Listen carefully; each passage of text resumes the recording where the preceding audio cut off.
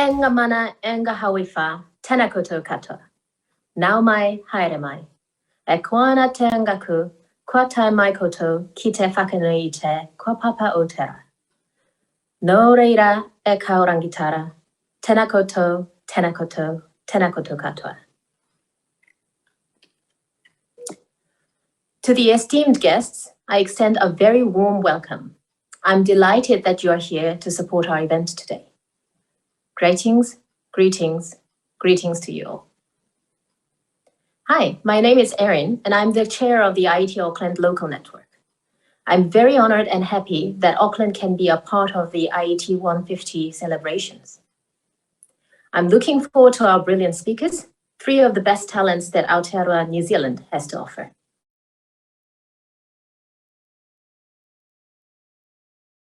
Hello to everyone in New Zealand. Thank you so much for joining us today. We're delighted to have this opportunity to talk to you about what we've been up to at the IET during a very challenging year. This includes looking at our IET 2030 strategy, our societal challenges, and of course our fantastic 150th anniversary. But first, we want to address the pandemic and the vital work that's been going on behind the scenes of the engineering and technology world. A new decade is usually a cause for reflection, celebration, and hope of great things to come. But the coronavirus pandemic was the last thing we expected going into 2020. The worldwide impact of COVID-19 was sudden and dramatic, and we saw our world change overnight as we all stayed at home to save lives. But we never lost hope. One thing we have seen across the globe is that the resilience and kindness of people in the face of adversity is prevailing. We came together to support one another and stood together in the fight against the pandemic. Engineering and technology have been at the forefront of helping us through this fight against the pandemic.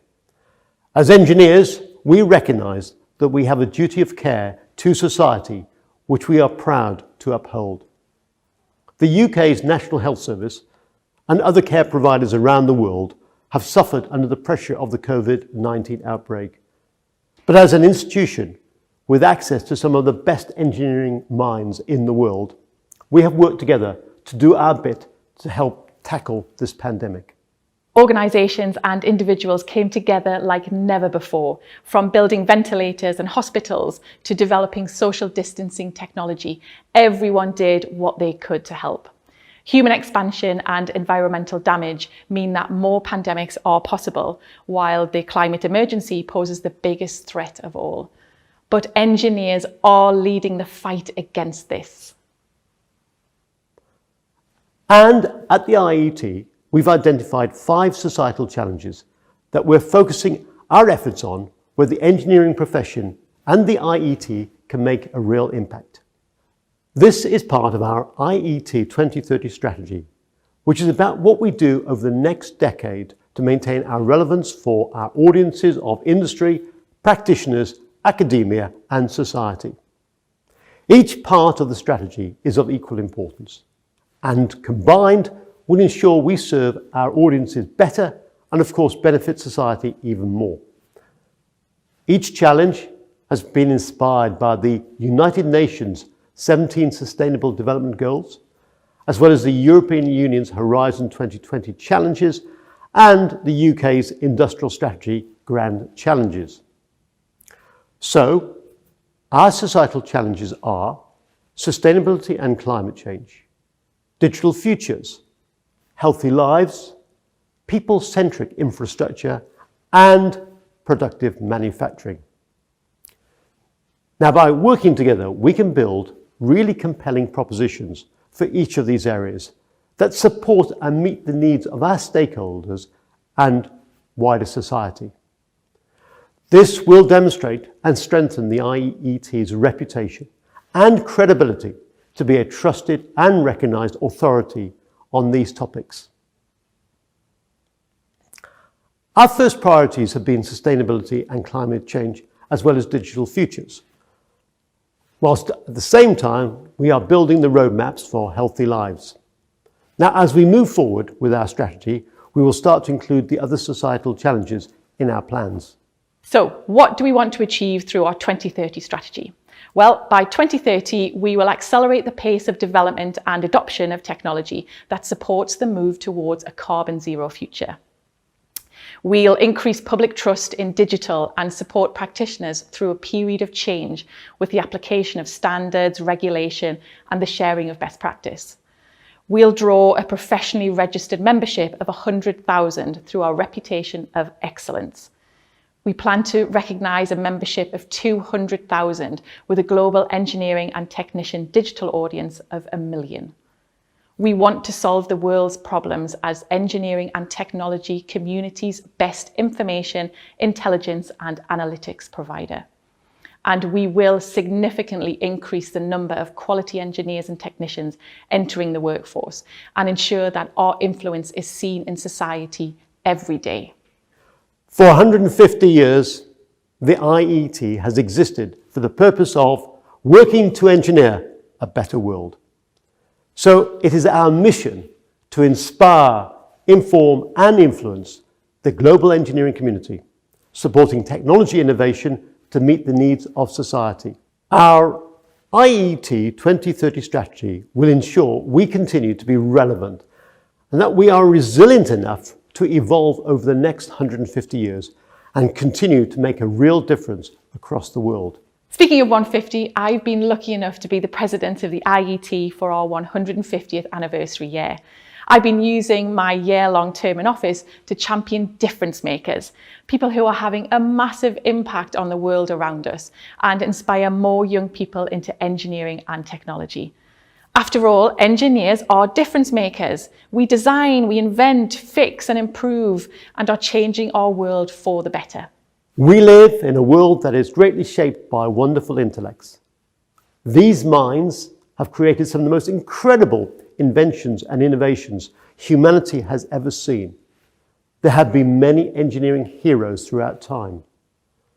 These engineers not only provide us with some invaluable societal advancements, but also they are our role models to inspire the next generation of engineers.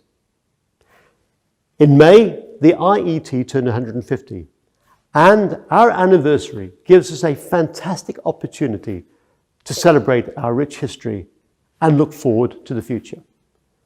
Throughout the year, we've been celebrating difference makers who are using engineering to help solve some of the world's biggest challenges.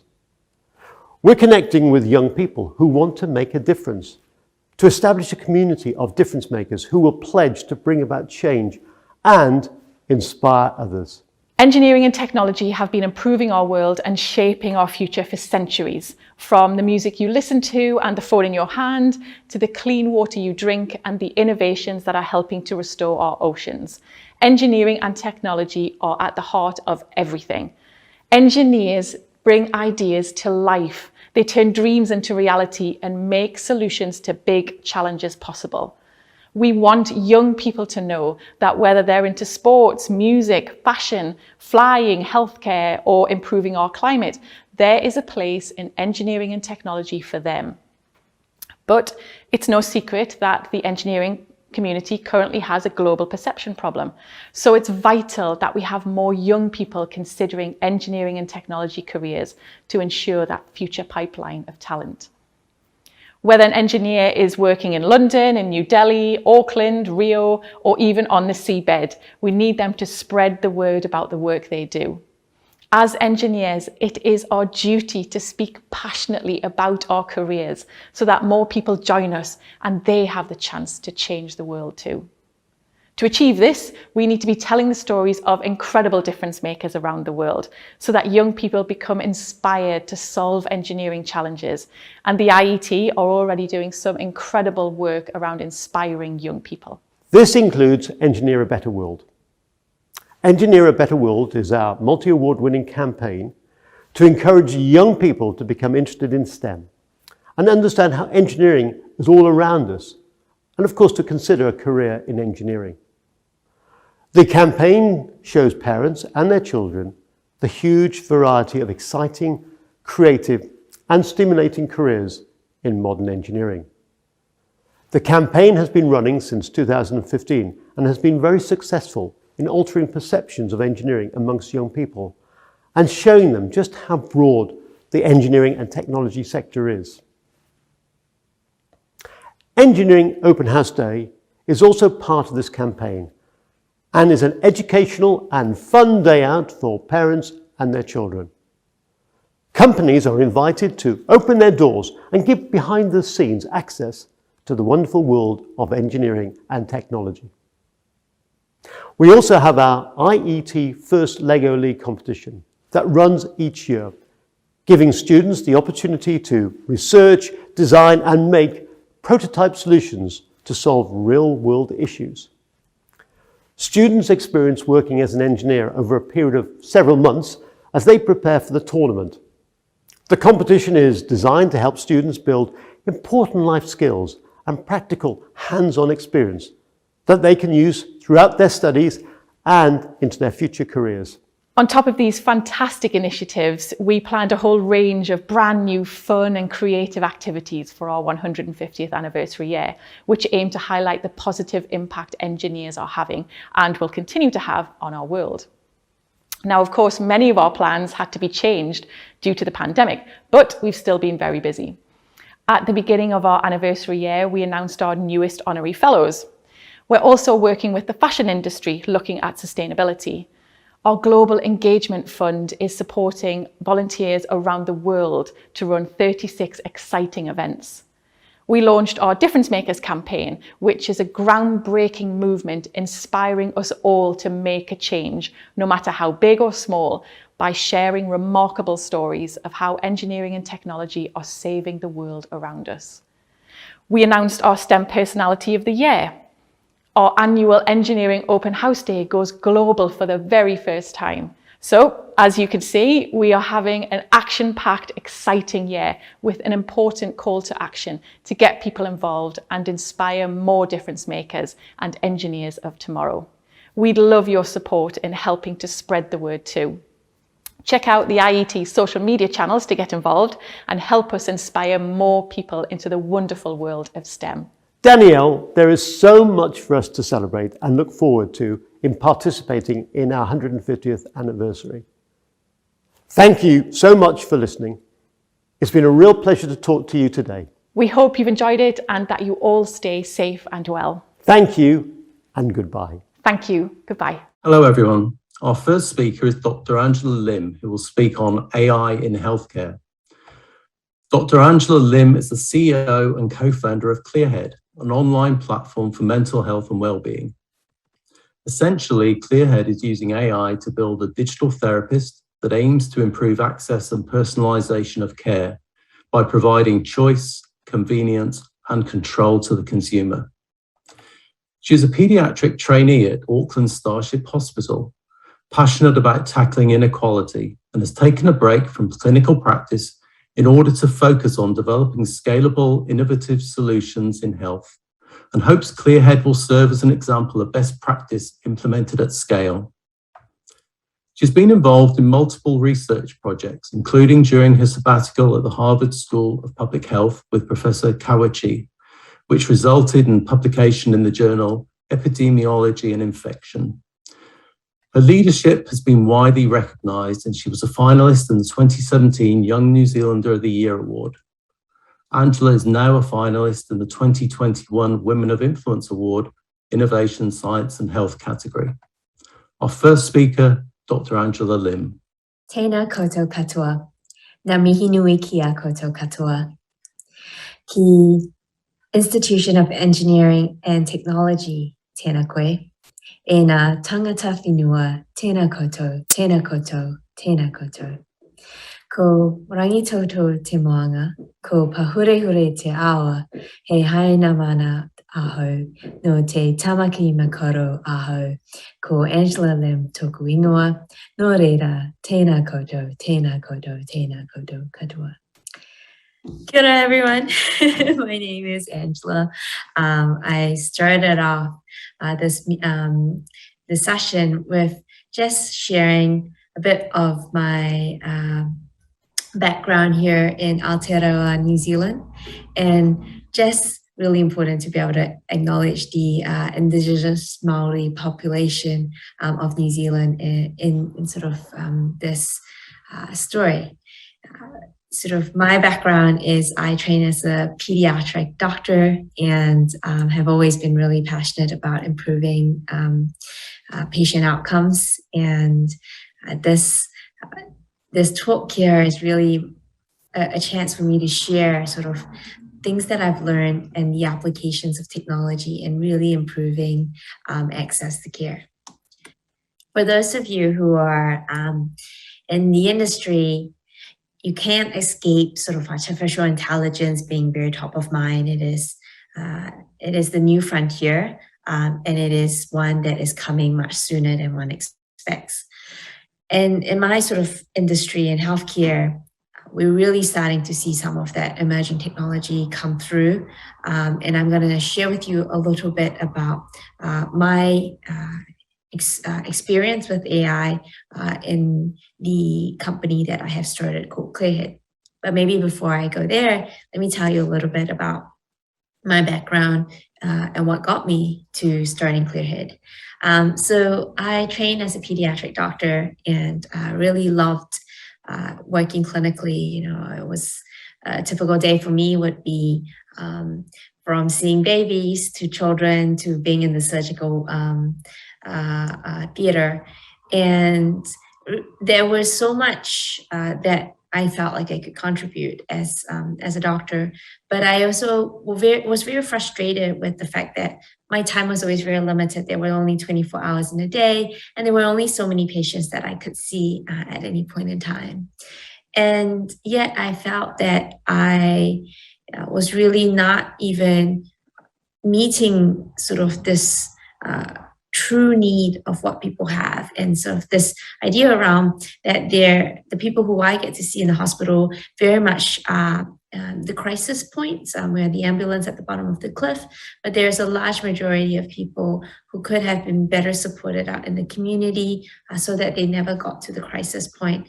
And yet at the same time, for those in the community who wanted to be seen, there was often a lot of shortages, not just by doctors, but really a lot of other health professionals as well. And so what that results in is sort of these long wait times and poor outcomes because people are very much being quite reactive to the care that they get.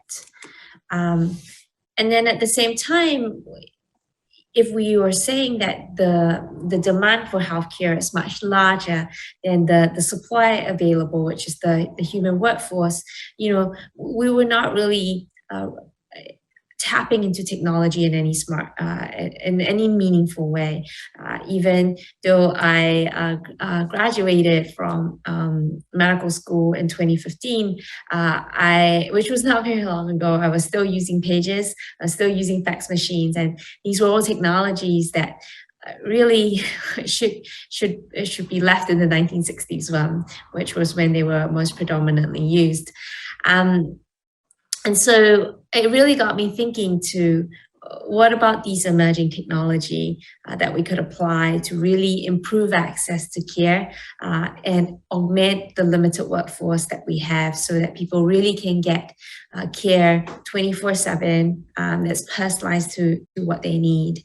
And when I think about this issue around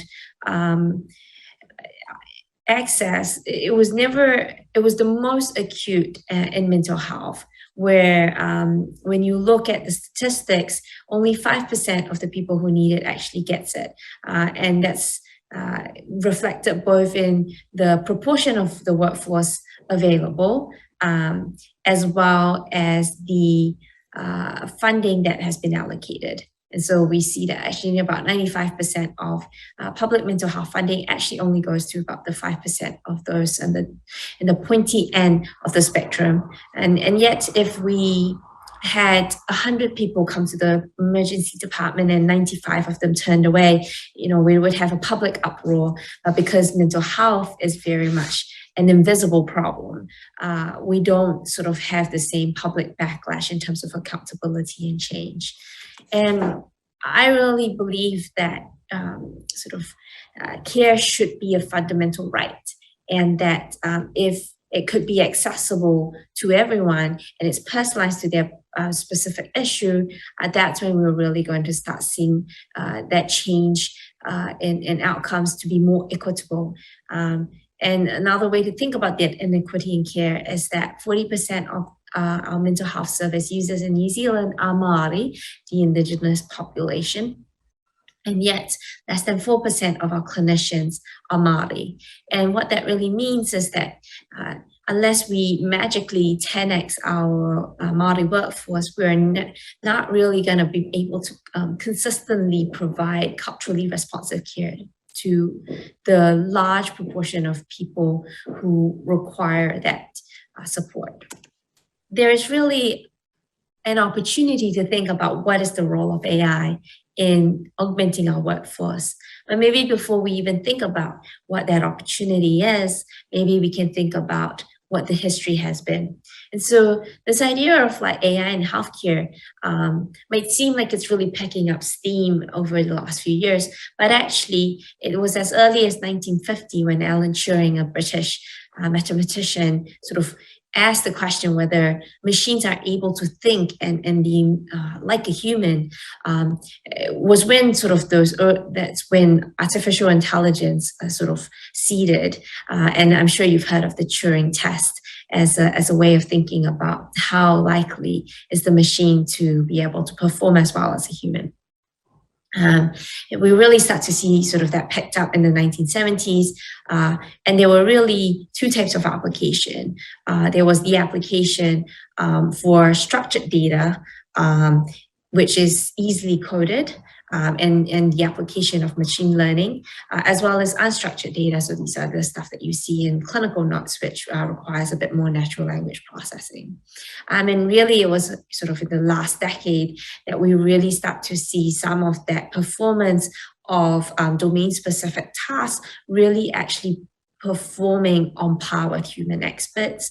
For example, breast cancer detection, and in fact, in some cases, actually outperform human the human medical workforce, especially in the case that if this is not something that you see often. For example, if you're a general practitioner, you are not a radiologist, and you're just looking at a radiology scan, you're more likely to miss it because it's not something that you're picking up regularly. And then where sort of that evolution of that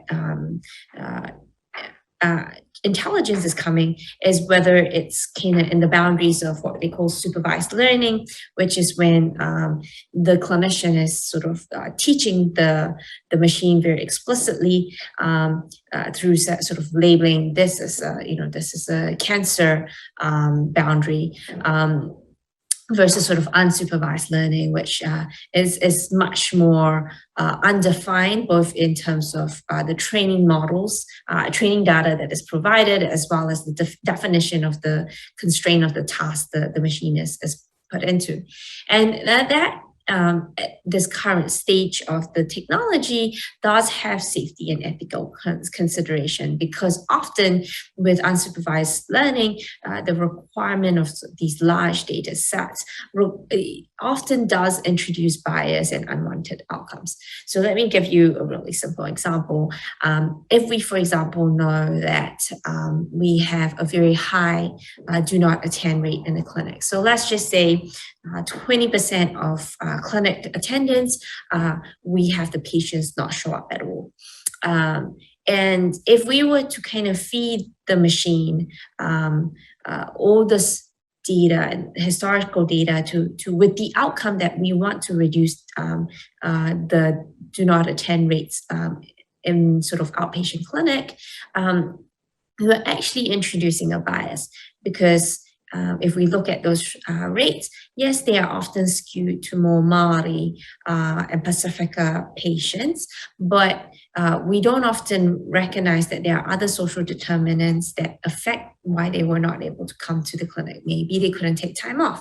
Maybe they couldn't find someone to do help with the childcare. Maybe there are cost implications to traveling. And if we sort of allow the machine to kind of optimize for allowing patients patients who are less likely to not attend clinics, we would then actually introduce bias against Maori and Pacifica who already have poorer health outcomes than non-Maori.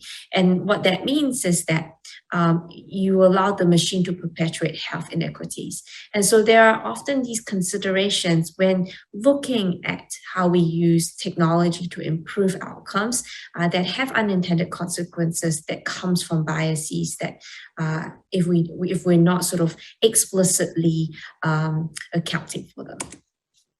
So having that understanding of sort of my motivation of why I started Clearhead and in terms of the problem I wanted to solve and sort of where the history of technology has been, I really thought about, okay, well, what does it mean to truly build a very patient-centric mental health system? And in this case, for me, a health system is very much in its simplicity, simply services provided and services received and payment made for that service. That's all it is. And so a patient wants that service, the provider provides that service, and someone then pays for the provider's services, whether that's the public taxpayers, whether that's your health insurance company, whether it's out of pocket. Regardless, that in its simplicity is what a health system is. And so when I thought about that and what were all the barriers that stopped people from getting help, the first was sort of that initial part of that process, which is like the initial triage. Do I know what I need when I need it? And then when I do know what I need, can I see that and get that service very quickly, and it's personalized to me, and then for me to kind of really have that services paid in a cost-effective way that is not going to be, for example, like in the US, going to cause bankruptcy. And so what Clearhead had essentially built to solve this problem was to build a digital end-to-end mental health service from triage to treatment. And the first part to sort of improving the supply constraint of the fact that we did not have enough psychologists in the system was to build an AI therapist where we've sort of written our own conversational AI model to be able to provide that sort of personalized support anytime and anywhere and truly have it be available 24/7, including being able to provide more culturally responsive support through delivering the support in not only a Te Ao Māori worldview, but also to provide it in Te Reo Māori, which is the indigenous language of the Māori people. And then for those that are not able to be adequately helped with the AI therapist, we built the largest national directory of therapists in New Zealand. We have more than 300 across the country that were able to see you in person or online. And we've automated that coordination of care. And just to give you an example of a typical user experience is that the user had reached out to book therapy at 11 p.m. on a Sunday, on a Saturday, to be seen at 2 p.m. on a Sunday. And that whole process went through seamlessly without a human in between. And basically, we've been able to deliver sort of within 14 hours from when someone reached out for help to when they've been seen and for us to pay the service provided. And this happened in person and happened after hours, again, similar to sort of automating the role of triaging for support. We were able to automate that coordination of care. And so really what we've been able to provide with that triaging process is those that are in crisis, they are immediately helped through a free helpline.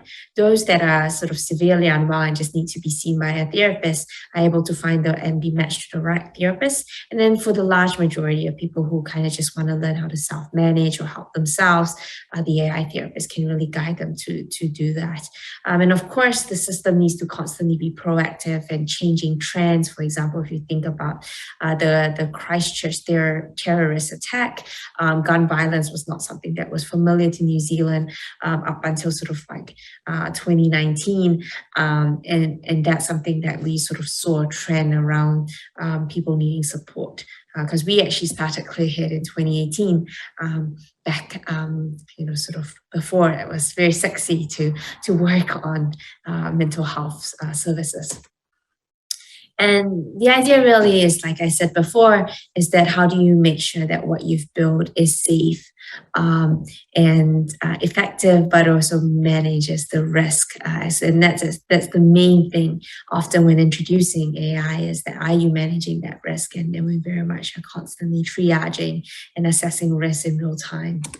And so what does that AI therapist look like? It looks like this. It's like you're texting someone on the other side, but it's actually just completely supported by a machine. And it can even sort of have conversations with you around what it is that you are pragmatically needing support around. So it's not just like, you've got anxiety, but actually, how do we really support you to build self-awareness? How do we really support you to feel empowered to tackle the core issue of what's causing any sort of distress to you? And that's really that element of personalization. But also, what does it look like when it doesn't look good? And so here's an example where we've had a go at trying out GPT-3, and really you can see in this case, it's like this person reached out because they were feeling really lonely, and the machine sort of reply was, well, you'll be alone forever, and that's can be incredibly triggering for people. And so these are the things that you're really trying to manage against. And what then happens is that if you are able to provide something that is empathetic and helpful, you really start to see that clinical outcome that we wanted, which is that instead of people waiting years to be helped, they are getting immediate feedback and support when they reach out, and they're going through that sort of help-seeking journey much more quickly through the different stages, and moving from denial phase or pre-contemplative phase to one where they are actually able to say, yeah, I'm ready for help, and yes, I know this is affecting me, and this is what help I need. And so where is sort of these conversational AI models, like what Clearhead has built, moving to, there really is these very exciting opportunities around the fact that actually some of the research have demonstrated these neural network models that are being built are actually very similar to mimicking language processing centers in the human brain. And for example, at the moment, the Microsoft and NVIDIA model actually have 530 billion parameters in which they are training the algorithm to be able to pick up on. And really moving past sort of these pre-set templates is the ability to then start to really deeply understand the context, make the inference, and then actually generate a response. And really, most importantly, again, around that safety element, understanding sentiment against intent. So what I mean by that is someone sort of reaches out onto Clearhead's system and said, I'm so happy that I'm going to kill myself because all my problems will go away. If you kind of sort of use these out-of-the-box solutions, it will actually say, that's great, you should do it. Versus sort of, Clearhead's system has been, we've built in these risk parameters so that we knew the sentiment versus the intent.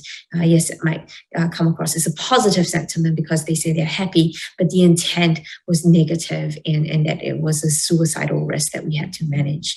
And that really, as you sort of continue to build upon that memory and knowledge graph, and the ability to respond in an empathetic way and across multimodal responses, including, for example, providing cat memes, you really start to build a personality that people can really build that relationship against, even though they are a machine, not a human, and really challenge sort of this idea around passing that Turing test in the not very far future.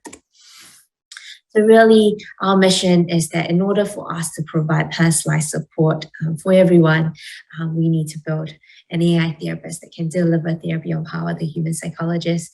And I'm incredibly excited to be able to share that experience with you around where our journey has been to date and where we're going to go. So thank you so much for taking the time to listen and learn about ClearHead, and I wish you well.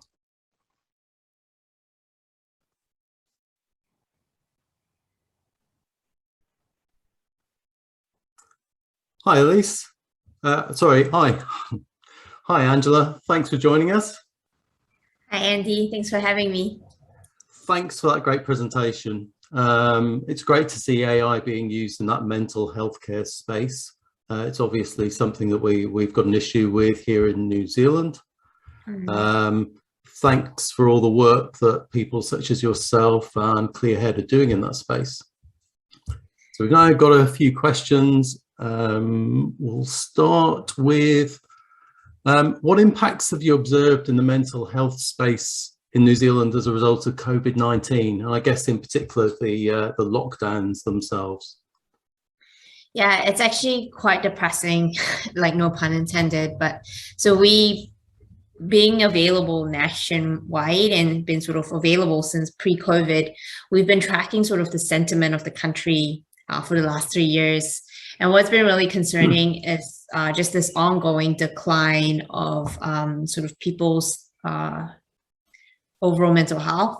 And in the last lockdown, which has sort of been going on in Auckland for really about 3 months now, we've really sort of seen a plummeting of sort of where people's at. And you see that sort of in sort of people's sort of frustration with each other, sort of even dissatisfaction at work when sort of work isn't even the direct relation to why they're unhappy. And so, yeah, we are really concerned because the mental health system had always struggled with being able to meet the demand, and with what we're seeing and the fact that there just isn't sort of like sort of adequate proactive support to prevent sort of these ongoing decline. We're really sort of pushing the problem out, but we will sort of see the repercussion of it very soon, and I'm really worried about that. Okay. All of our talks today are about the application of technology, but this needs people with the interest and science in skills and technology and engineering. How does ClearHead find and support technical talent in New Zealand? I guess, what are your views on how we attract the next generation? Yeah, it's an absolute tug of war at the moment, to be honest. We just cannot seem to be hiring enough. And this is us as well, we would consider ourselves a small startup. And yeah, we've been trying to hire over the last 2 to 3 months. And it's not, it's just, I think, just not enough of that talent out there. So I think fundamentally it comes down to ensuring that we're really seeding the ground in terms of making sure that sort of STEM education is really sort of in the awareness of young, sort of even really at a very young age, and obviously through age appropriate type of education is super important. And then really for those that sort of like where we're at is that as a small startup, it's very hard to kind of sort of be the training ground who are often just sort of like so stretched and doing a million and one things. So there's a real opportunity for some of these bigger institutions, including academic institutions, to really sort of be growing the talent in terms of the seniority and experience, and allowing sort of then smaller organizations like ours, who can be more nimble around sort of the cutting edge of technology and innovation, to then sort of tap into that talent and then sort of give them a bit more sort of free rein to explore the applications, but they have a very solid foundation in which they have been trained upon. And I think that we're really seeing a dearth in sort of the middle, which is like, they're all either fresh graduates or like they're sort of very senior and commanding sort of, too easily somewhere between $150,000 to $250,000 a year salary, which is completely out of reach for small startups. Are you seeing the right sort of quantity of young engineers coming out of the universities though, or is there still an issue? No, I think that's an issue. I saw a recent report that actually saw a decline in people entering engineering, especially software engineering, which is completely counterintuitive if you expect that basically software is eating the world and every single sort of sector will have some level of technology application, and we're all fighting for the same small pool of people. And it's very concerning for me that we are seeing a decline in sort of that the graduate level coming people undergraduate level coming in, because that to me signals that like we're somehow not preparing our young people to realize where the job opportunities are and where that talent needs to be. Yeah, okay. Question came.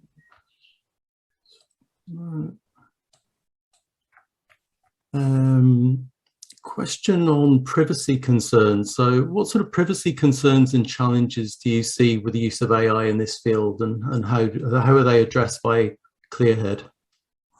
Yeah, fundamentally, I think there's still a huge conversation around sort of what is data sovereignty, and I think the movement towards blockchain is an example in which sort of like the societal zeitgeist is moving towards sort of like people wanting to own their own data without sort of having their data be sort of like these large companies sort of the new goal in some ways. And so really the first question that all company and all public organizations and government entities really need to be very upfront and sort of shifting towards like data sovereignties very clearly with the user. And that's something that is stated in our privacy policy. So we wanted to lead from that example. The second is really thinking about like sort of the role of encryption and sort of security in how information is stored. And this again is really important, especially when sort of inputting sensitive information like mental health.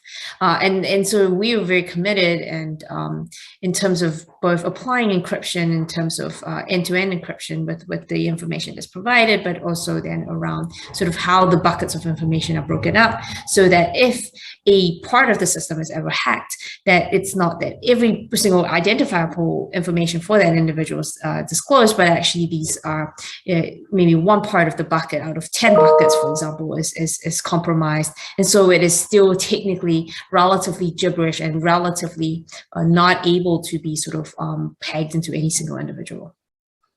Okay. In terms of the conversational AI model, and in particular memory and knowledge graph for content, are these chatbot memories only applicable in that session, or is that sort of data, are we talking about that being available to be recalled later?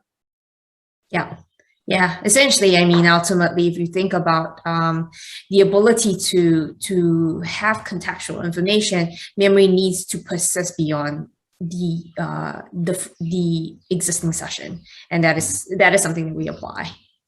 Okay.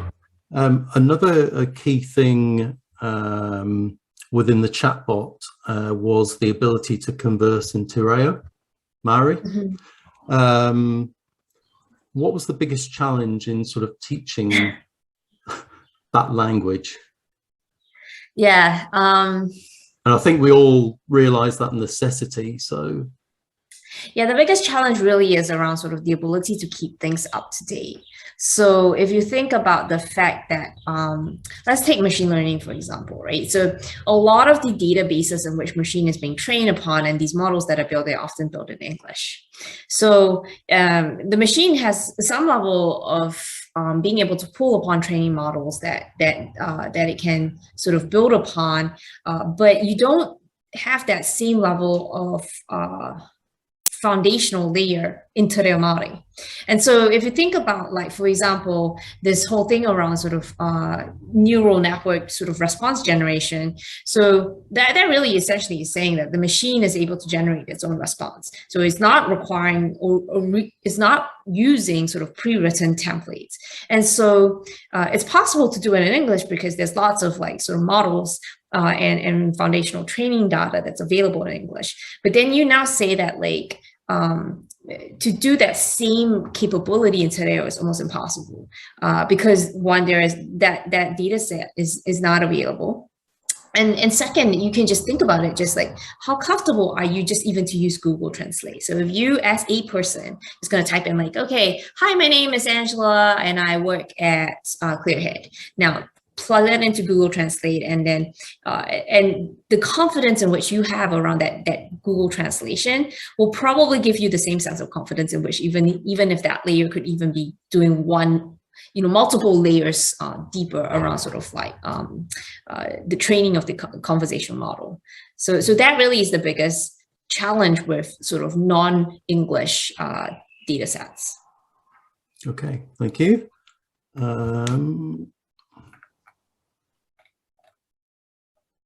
Okay, what's next for Dr. Lim? Entrepreneur or return to day-to-day medicine? Where do you see yourself in say 10 years? Yeah, no, I mean, in 10 years, I would love for Clearhead to be like the #1 sort of go-to sort of digital mental health platform. So for me, it's sort of really the ambition of sort of what does it mean to scale up the impact of what we've done. We've been able to, through New Zealand, proven out and supported about 14% of the population. What does that now look like if we can support wider? Because it's really a global problem and we've developed a global solution. So really, if there's anyone listening who would love to help us, bring us across to wherever you are in the world, we would love to talk to you. Great. Thanks very much. Thanks for the presentation. Thanks for your time, Angela. Thanks for having me, Andy.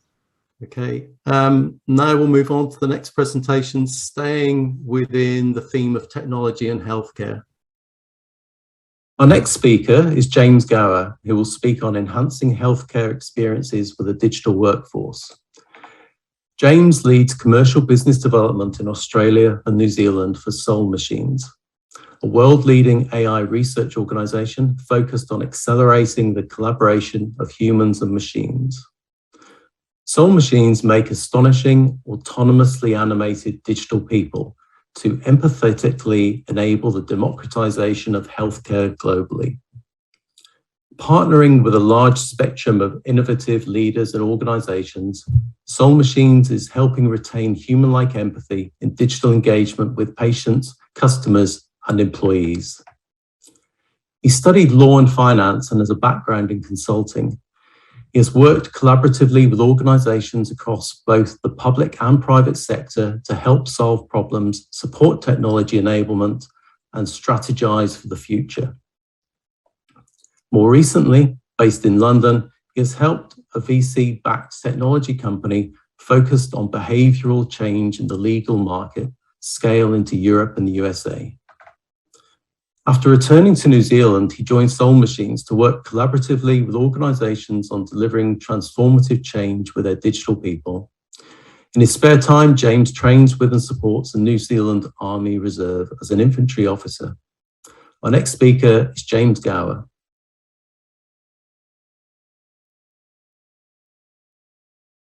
Hi, my name is James Gower and I work at Soul Machines, an autonomous animation company with its very origins out of New Zealand and the University of Auckland. And today I wanted to talk about enhancing healthcare experiences with a digital workforce.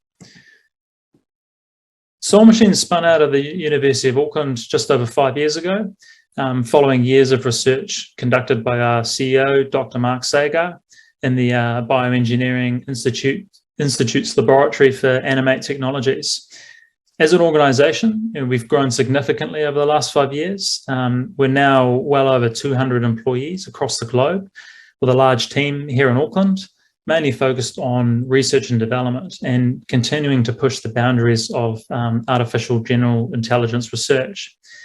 And with a growing team across the globe, as a company, we're now backed by some of the leading AI venture capital funds in the world, all supporting our mission to create, enable, and democratize a platform of astonishing, lifelike AI technology that animates and enriches personal experience. So through our research and development and Human OS platform, we have created an astonishing digital workforce that people can identify with and has applications in a huge range of areas and industries across the globe. And one of those industries is the healthcare industry. So to get started, I thought it would be helpful to position how artificial intelligence, AI as a whole, and manifested in various technologies can help transform how healthcare is delivered.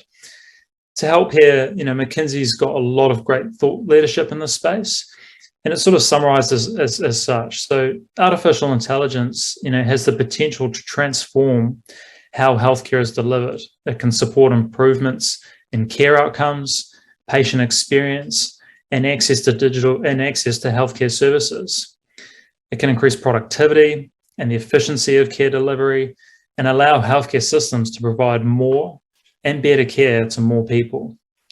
AI can help improve the experience of healthcare practitioners, enabling them to spend more time in direct patient care and reducing burnout. So with that in mind, what are some of the challenges in the healthcare industry, and what sort of transformation is already taking place? We've seen a huge shift to digital in recent years, largely accelerated by COVID in the last 18 months.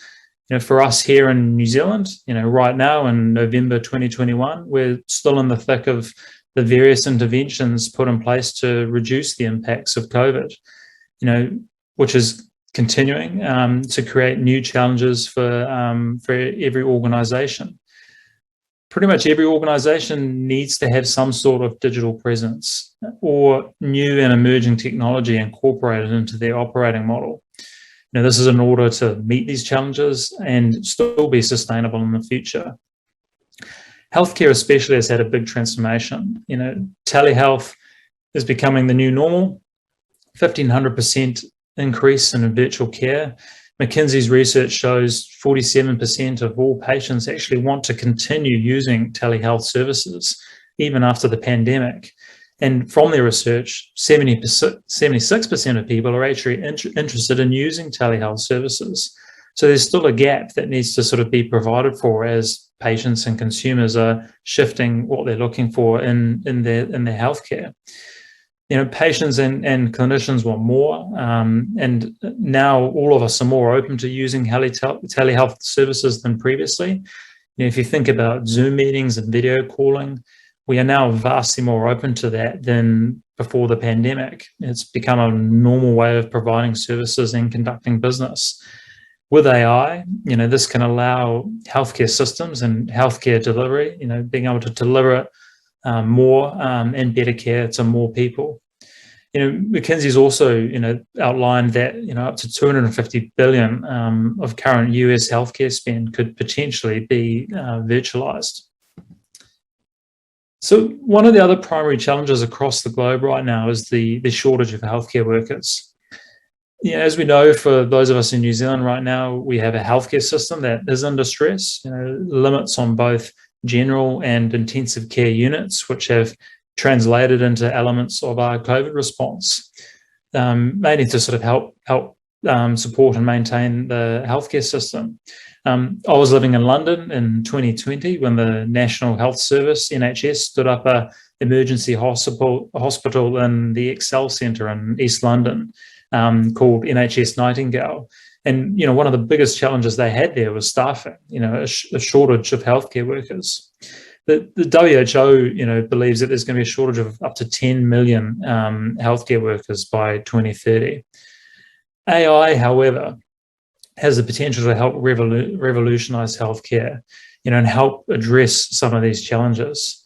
Accenture's, they're predicting that AI can help cover 20% of unmet clinical needs and clinical demand, while saving healthcare systems up to 150 billion a year. So unless healthcare organizations start looking to technologies and artificial intelligence to revolutionize or enhance the way they deliver healthcare, it's going to be an ongoing struggle and difficult to remain sustainable. So another issue that is starting to get more attention now is the mental health crisis across the world.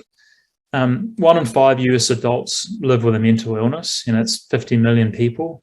1 in 4 New Zealand adults experience poor mental well-being on the WHO's 5 scale. And this in New Zealand was data from 2018, so pre-pandemic. So the indications are that this is only sort of getting worse.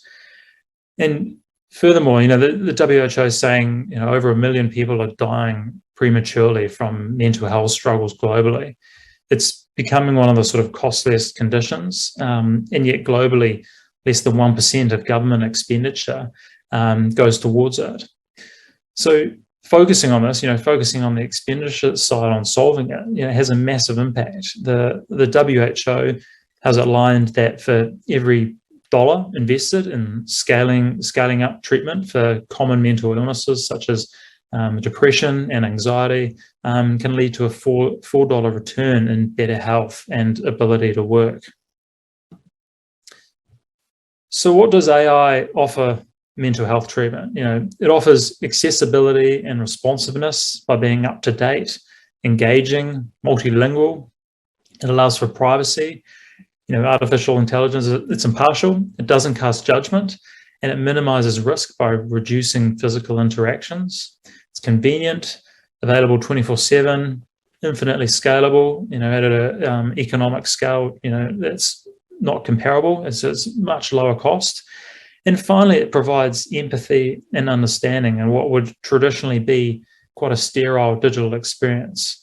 It provides for, enhanced cognitive experience, a one-to-one conversation, and personalized care with every single individual.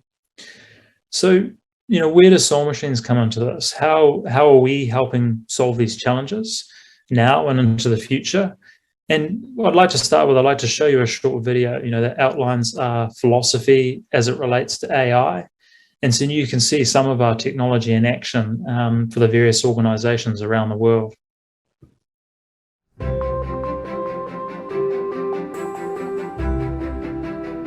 Hi there. I'm Sam, your guide to Soul Machines. How are you doing? Soul Machines is an autonomous animation company that has built the world's first digital brain. It enables human-like face-to-face interactions that are personal, empathetic, and interactive in exactly the same way that our human brain animates us and brings us to life when we interact with each other. So what's important about this human operating system is it providing a connection between artificial intelligence and people, but even more importantly, it's creating this connection between people and artificial intelligence. So as we explore the potential for this, people can put this technology to work in a way that redefines their business, redefines what is possible for their customers, for their clients, for their industry. And we're moving into an era where we're going to spend more and more of our time interacting with artificial intelligence, with robots and other forms of automated machinery. And the core concept behind what we do and the technology we deliver is, wouldn't all of those machines be more useful to us as humans if they were more like us? Literally, Soul Machines puts a face on artificial intelligence. I mean, it adds the human qualities of emotional intelligence to the AI systems, and it means we can interact with artificial intelligence in an incredibly human-like way.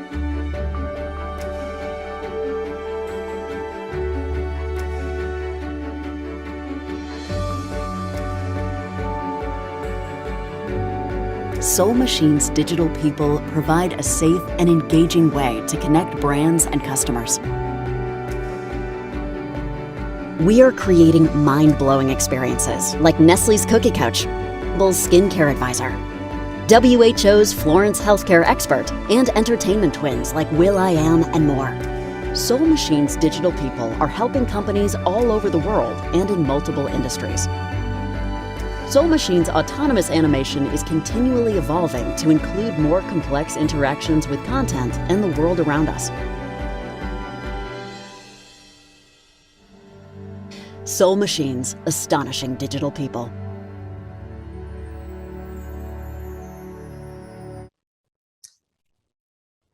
So, we believe that the digital channels and machines we're increasingly engaging with are going to be far more useful to us if they're like us. So the first part of what makes a digital person is hyper-realistic computer-generated imagery, so CGI. So we create incredibly realistic digital people, right down to seeing your reflection in the lens of their eyes, the same way you would, sitting across from someone while having a coffee. They're diverse and representative of all the people around the world. So pairing this with the core part of our technology, the digital brain, a biologically inspired brain that takes input and responds in the same way our human brain does. This allows our digital people to autonomously animate themselves much the same way we as humans do. No coding or puppeting is required. It all happens completely autonomously, exactly the same way I'm autonomously animating myself now. So if you smile at them, they'll smile back. If you look concerned, they will show concern and empathy. And this creates a level of emotional intelligence that just wasn't possible before in a digital channel. And when you start pairing that with cloud platforms, increasingly fast internet access across the globe, and increasing levels of digital accessibility, you have a digital platform that can scale and be accessible to many more people. So what can a digital person do? So digital people, they comprehend speech and human emotions. Given a context of the conversation, they deliver emotionally appropriate responses in real time. So if you think about mental health scenarios, they can be appropriately trained to react accordingly, much the same way as we would train someone to work in those sort of situations. They see you through the camera. The digital brain perceives your facial expressions and your mannerisms. They hear you, multilingual accents, different dialects. They understand and react to different tones and enunciations. They feel the touch. So if they're working through a touch screen, they'll react to the touch of someone touching certain elements of the touch screen and touch elements within their sort of virtual world as well. Importantly, they also think. So they imagine potential outcomes, weigh the criteria, and make decisions about what to do next in terms of how they respond from both verbal, their expressions, and also their gestures. And they're also learning. So through every interaction, through the user inputs from both the people they talk to and the organizations and people they work for and represent, they build their knowledge autonomously from every experience. And they communicate. Gaze, facial expressions, emotions such as attentiveness, thoughtfulness, optimism, curiosity, the whole range of human emotions. And the important sort of side of it is they're able to react. So virtual muscles within their face and now their sort of bodies, they can react in their virtual world, gesture, touch, and bring body language into the whole experience. So digital people, they're allowing us to take existing tools and technology to the next level, all the while retaining empathy and emotional connections in digital interactions with patients. We believe a model that emulates humans is most likely to provide the kind of transparency that real people do when they explain their actions. Connecting with users where they are, inspiring and treating with healthcare expertise, information and guidance, all with thoughtfulness and empathy. Creating highly personalized experiences. So every conversation is a medical grade conversation delivered with empathy. in a judgment-free environment, in a conversation that is completely personalized to that individual. And providing this, infinitely at scale, multilingual, multiple languages, and giving the ability to extend knowledge and healthcare to a larger number of people than was ever possible before. So where are we seeing how digital people can impact healthcare? I guess first of all, it's sort of in promoting self-care and wellness. With mental health on the rise, the focus on prevention and wellness with proactive coaching. If we think about sort of self-triage and self-scheduling, being able to reduce clinician and staff time spent on doing these sort of administrative activities. So this improves clinicians' experience where they're more focused on patient care rather than admin. And overall, reducing the cost of care, so providing hospitals with more cost-efficient tools to deliver their healthcare at scale. Also accelerating access to treatment. Patients can quickly have access to a caring resource that can help with treatment before, during, or after a hospital or GP visit. And overall, this is really about supporting true population health, so helping to deliver care to more people 24/7 in multiple languages. One of the other benefits I've talked a little bit about is that they create a safe space. External research and our own internal experiences have shown that people are more willing to disclose to an artificial human, digital person.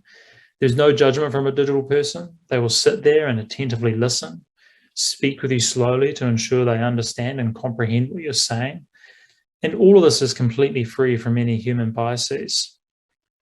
There's also research that shows that, as a topic becomes more sensitive to the individual, their preference to interact with a digital person rises.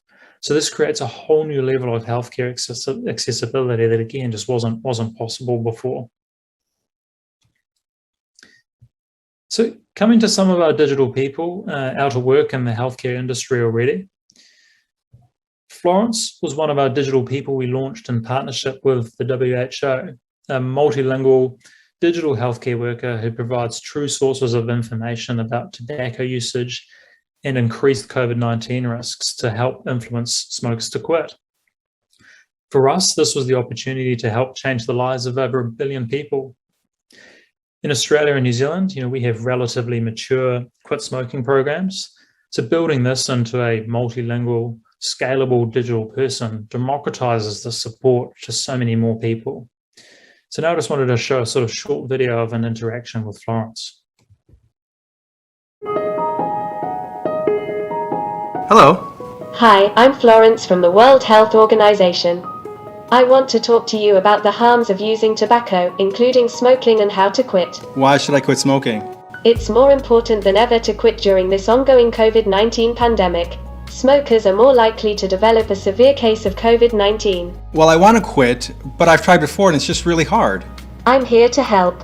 I can teach you proven techniques to help you quit, tell you why quitting is a good idea, and more. What would you like to talk about? Well, how do I quit? Congratulations. Being motivated to quit is the first step. The best way to quit is to build a plan. Are you ready to get started?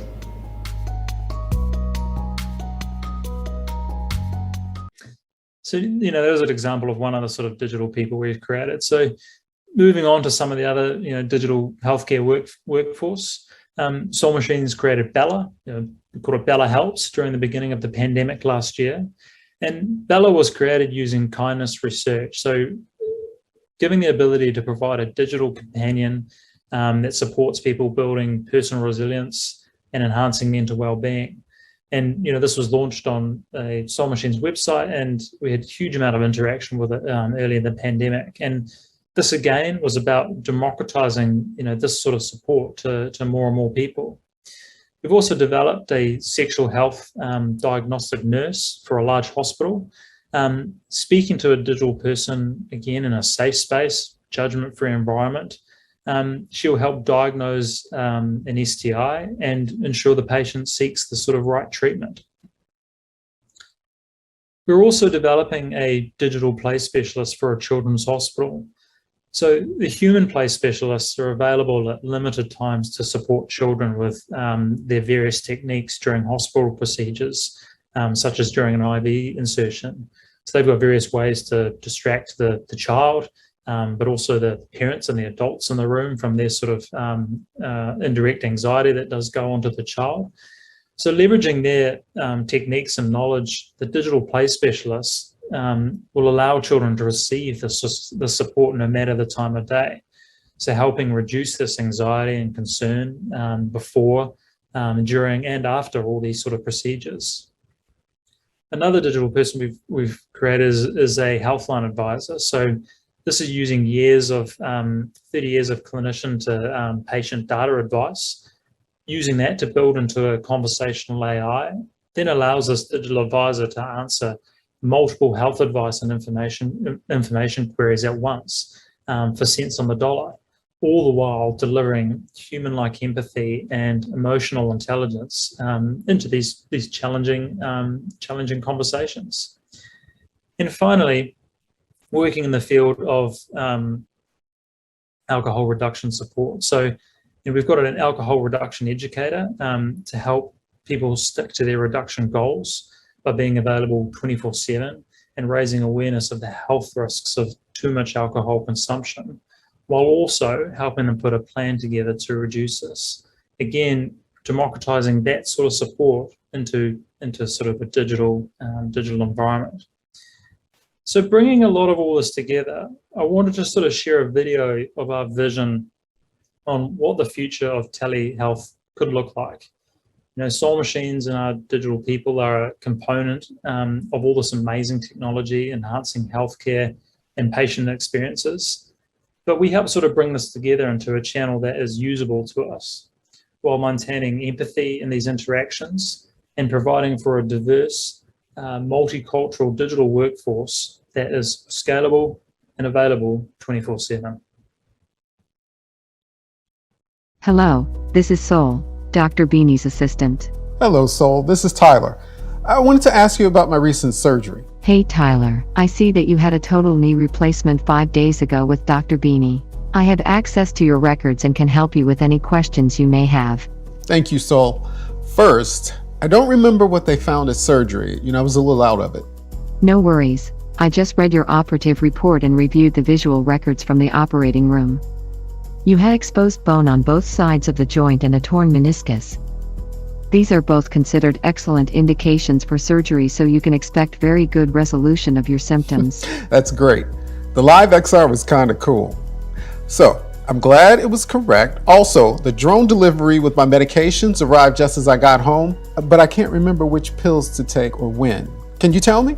Yes, of course. The discharge summary states that you should take the pain medicine about 20 minutes before you put on your headset for your virtual reality meditation therapy. And my leg, it's a little swollen as well. Should I be concerned? First, let's run a thermal scan. You have my permission. Thank you. Voice print activation enabled. According to the scan, the skin's surface temperature and tensile grade is not suggestive of any complication of a clot in your leg. Okay, well that's super helpful, Soul. I feel much better. Yes, I can see and hear that. Your anxiety measures dropped 7 points.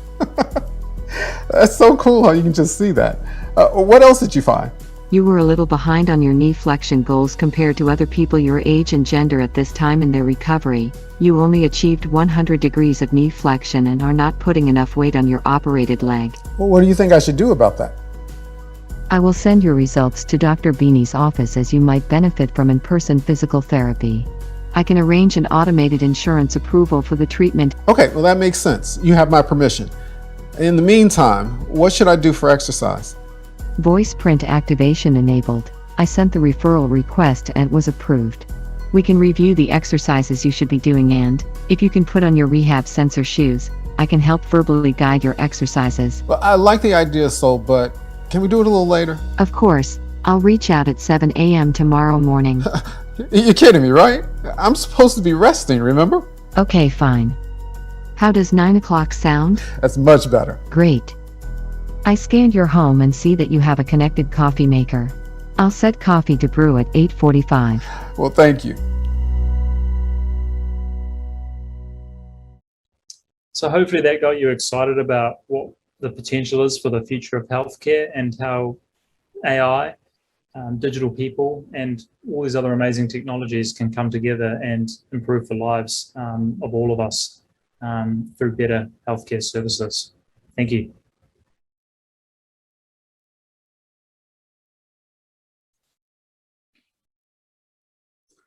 Hi, James. Thanks for joining us. Thanks very much for that presentation.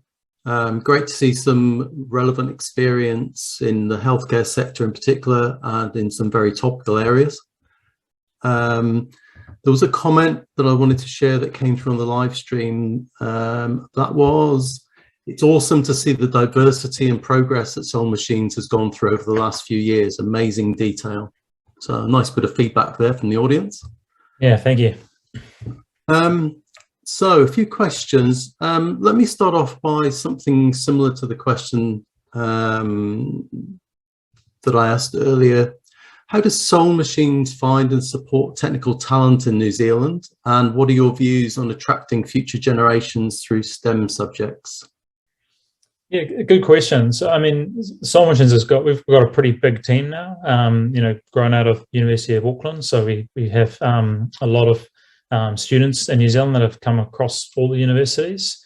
I mean, Soul Machines in particular, we run a summer internship scheme, and being the business that we are, we've got the deep AI research function, and then also the sort of commercial side of the business. So we bring interns in business roles, product roles, research and development roles, you know, very diverse team in terms of computer science, engineering, psychology, neuroscience research, even down to sort of audio and voice technicians.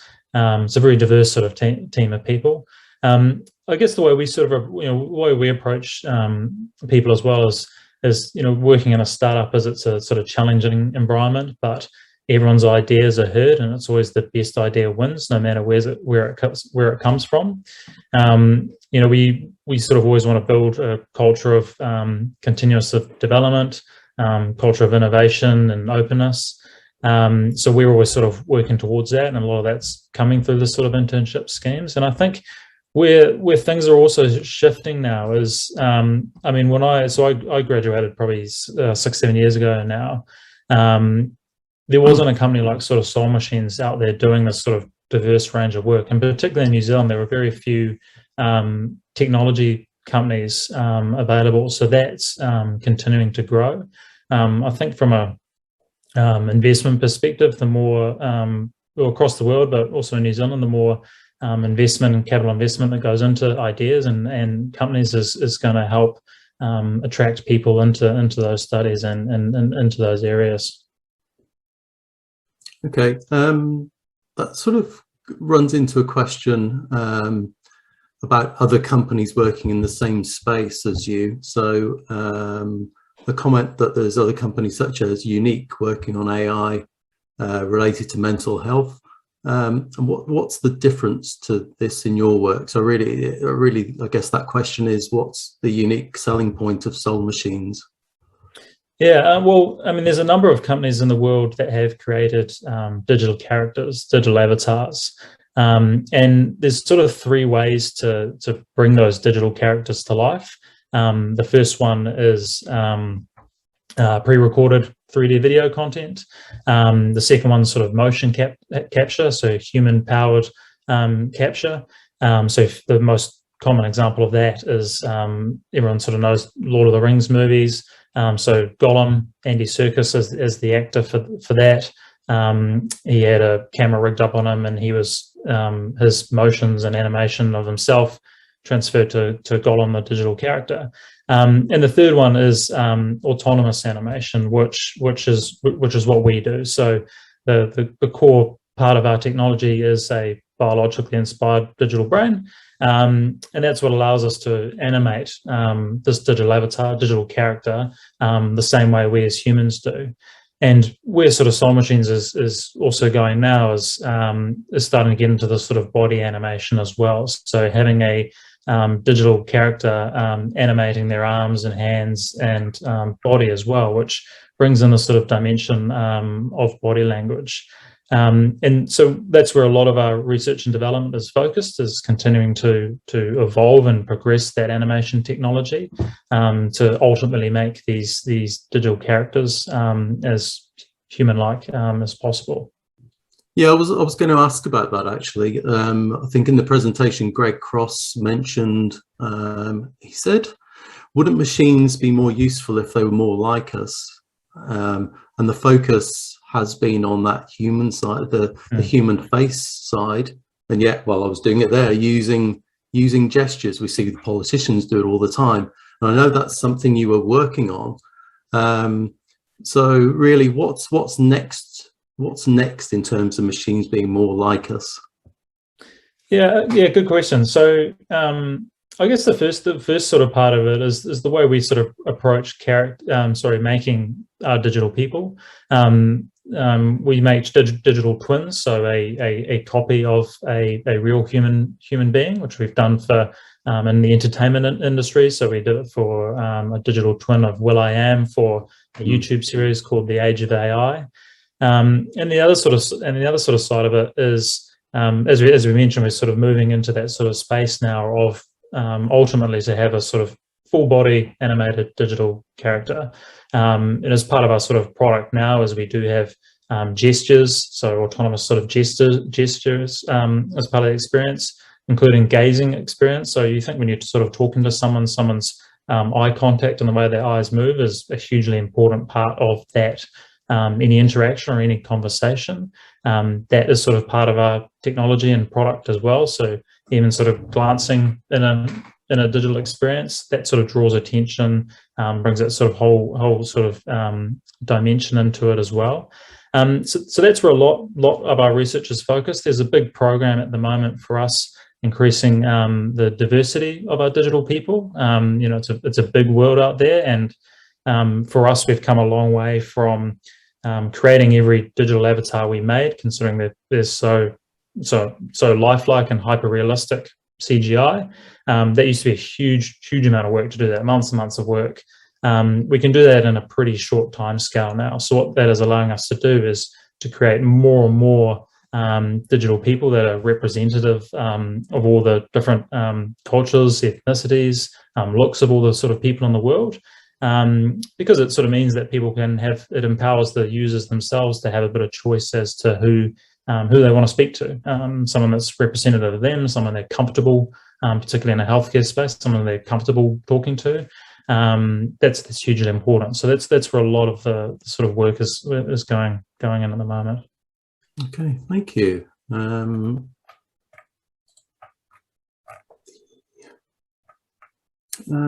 As many healthcare roles are human contact based, what roles can AI best help support? Yeah, a very good question. And I think,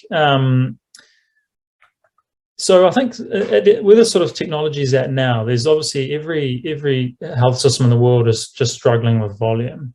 And particularly there's a lot of early stage sort of triage or very sort of high level sort of questions that can be sort of looked after in these sort of digital experiences with a sort of digital person. And we sort of see digital people as augmenting existing digital people. So existing human people. So I referred to one of our projects for a children's hospital. So play specialists as an example. So they've got this sort of core knowledge and experience which isn't available all the time to all the sort of children, and that's just the challenges with being able to scale humans across in a big way. So leveraging that sort of experience and knowledge and putting that into a digital experience that is available 24/7. Those are the sort of roles where you can start democratizing that sort of that knowledge and support. And have it available to more and more people. So if we think about sort of remote telehealth, telehealth's another sort of big space as well, where there is a sort of large knowledge base, a lot of IP around how we do that sort of telehealth support. Building that into a sort of digital experience with digital people can help with the sort of scalability problems that some of those providers struggle with. Okay, and what about legal implications of using AI in healthcare? For example, if the wrong information is given. So, who's ultimately responsible and how can you safeguard against those risks? Yeah, and I mean that's a sort of ongoing challenge. I mean, even for doctors themselves today, that's always a challenge about potentially giving the sort of the wrong advice. And we find that not just in the healthcare industry, but also within financial services. Giving the wrong sort of financial advice in these heavily regulated environments.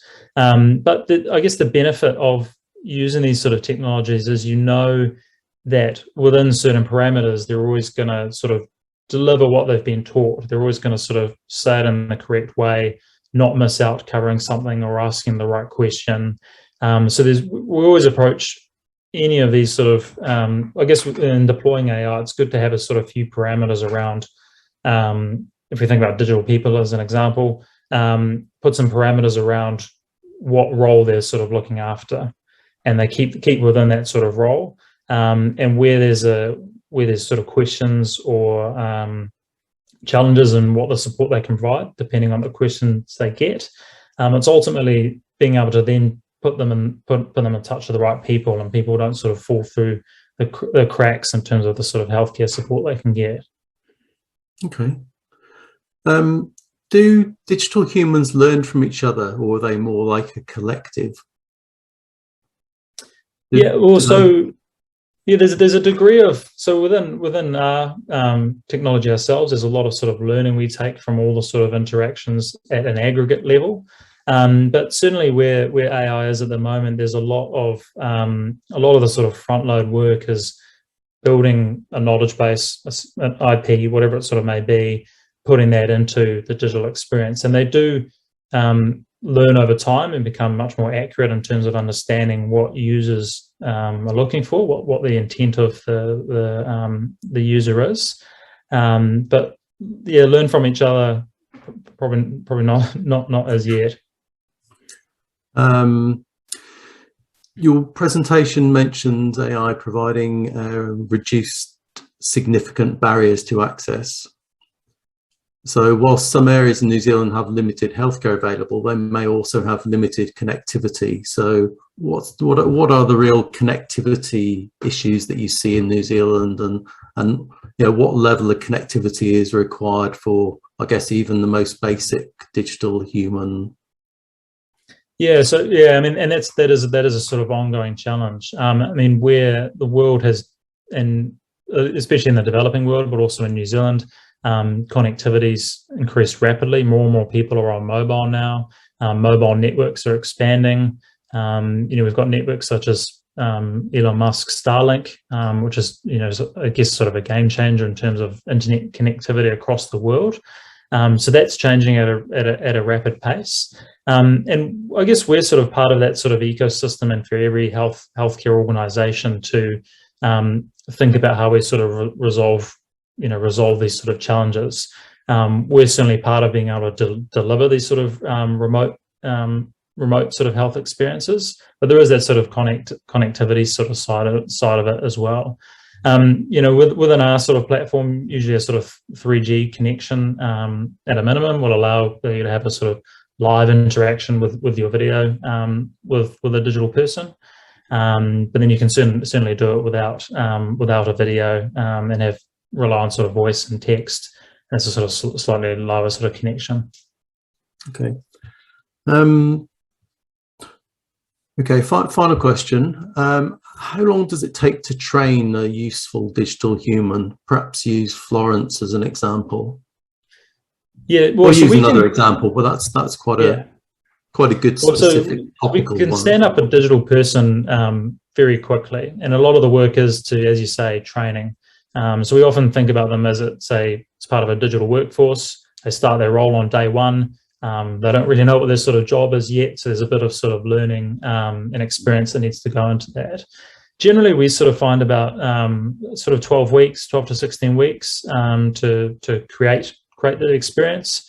For us, the animation and the digital person, that's all out of the box. That's all there. It's really sort of building that sort of knowledge base that they'll talk to. So yeah, about 12 weeks, we can have someone up and running in their role. And it's just the ongoing learning and development of that sort of role as well. So understanding what challenges the customers or the patients or the students might be having in those sort of conversations, and continuing to evolve it from there. Okay. Yeah, thanks very much for your time, James. Really look forward to the next iterations of Digital Human. Thanks very much. No worries. Thanks, Andy. It's great to be here. Fantastic. Now we're just going to move on to our difference maker presentation and start focusing on the next generation of engineers. To continue to solve the challenges facing the world, we need to engage and inspire young people to a STEM pathway. You'll now hear from an early career difference maker who has combined a passion for yachting with engineering. Elise Beavis will talk on difference maker. Do what you love what you do. Having sailed since the age of 9, Elise saw studying engineering as a pathway to combine her love of sailing with her interest in maths and physics. She was accepted into the accelerated pathway and graduated with first-class honours. The week after finishing her final engineering science exam, Elise started working at Emirates Team New Zealand. During the 35th America's Cup, as the youngest full-time employee, she worked in a number of areas, including aerodynamics and designing 3D printed components. Since winning the Cup in Bermuda, she was involved in the development of the new AC-75 class. That involved setting up modelling the various options for testing the simulator. After the concept was selected, the class rule was written to limit the scope of development and to ensure relatively similar performance between boats while having plenty of development opportunities. Again, she was involved in the aerodynamics and 3D modelling at the start of the campaign, but transitioned into focusing on simulation, performance, prediction and analysis during AC36. Our speaker is Elise Beavis.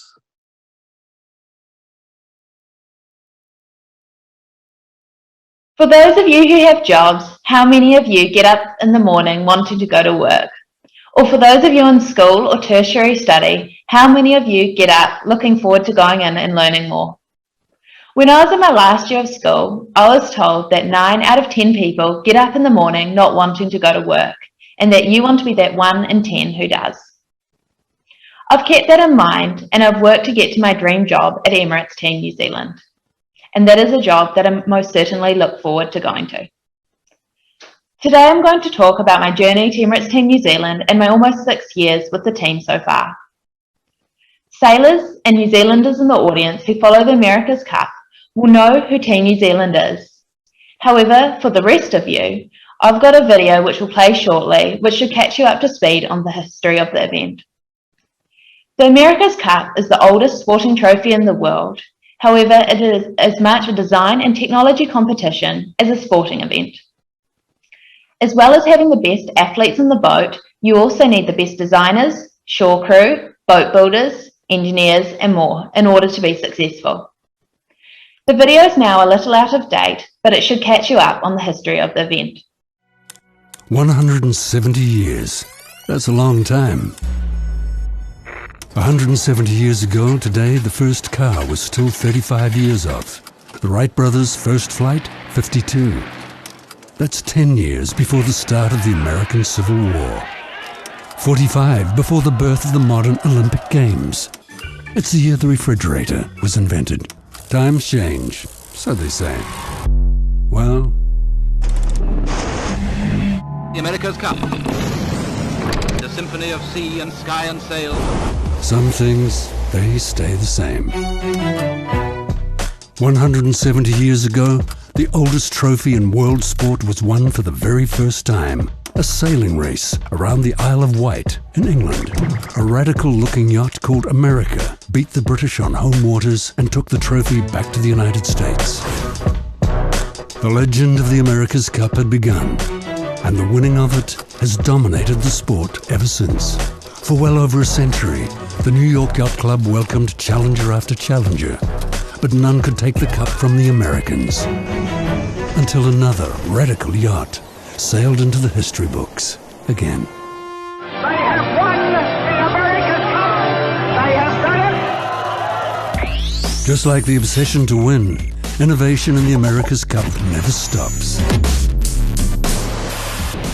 In 2021, the 36th America's Cup will be raced in a new class. You don't need to reinvent the wheel, they say. Sorry about that. We've reinvented the sailors too. A new breed of athlete, part machine, part scientist, engineered to perform at the edge. And the defenders this time? Watch out. The America's Cup rustles from the USA. The trophy belongs to New Zealand. New Zealand have been on 6 America's Cup start lines in the last 7 editions. If there's a super team in this sport, these guys are it. The America's Cup is now New Zealand's cup. But keeping the cup won't be a walk in the park. Remember that 170-year-old drive to win? So, yeah, the America's Cup. Not your average sporting contest. For the 36th time, this is history in the making.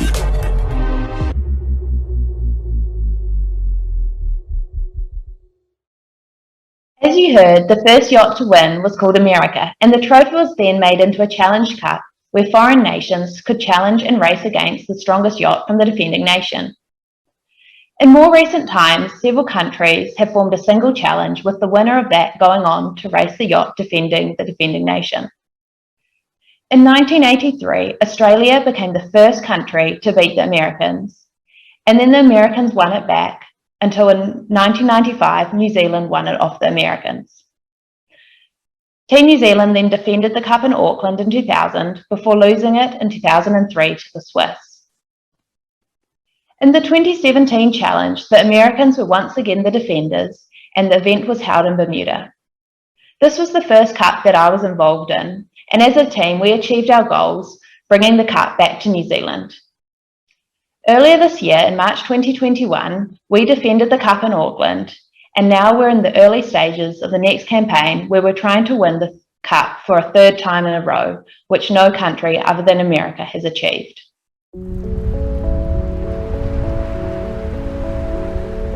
Through school, my favourite and strongest subjects were maths and science.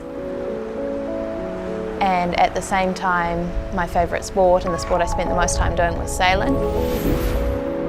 And so I was sort of tossing up whether I give the Olympic pathway a go or versus going to university and studying engineering. And so one thing I realised myself was I wasn't really competitive enough sporting. So I really, really, really love sailing, but not enough drive to go to the gym 10 times a week and put like every last ounce into performing on the sporting field, whereas I'm probably more competitive academically. So for me, being able to combine my academic passions and my sporting passions at Team New Zealand is the ultimate. I believe foiling's the future. When you look out on the harbour now, you don't see windsurfers very often, except for when it's wavy, who are not with foils. They're all foiling round. It's exhilarating and the adrenaline's really cool. The Kiwis, innovative in their design, intense in their focus, resilient throughout the time here in Bermuda. The New Zealanders pedaling into the history books. The America's Cup rustles from the USA by Burling's Men in Black. Bermuda was the climax of everything that all of us here at Team New Zealand had worked to achieve. Coming into it as a young person who had never been in a cup team before, and maybe it's my personality also, it's because quite optimistic, and in some ways, I don't know if you'd necessarily expected the outcome, but wasn't surprised when it happened and was like, oh yeah, cool, we've achieved our goals. But yeah, definitely the more emotional side, I'd say, was actually when we came back.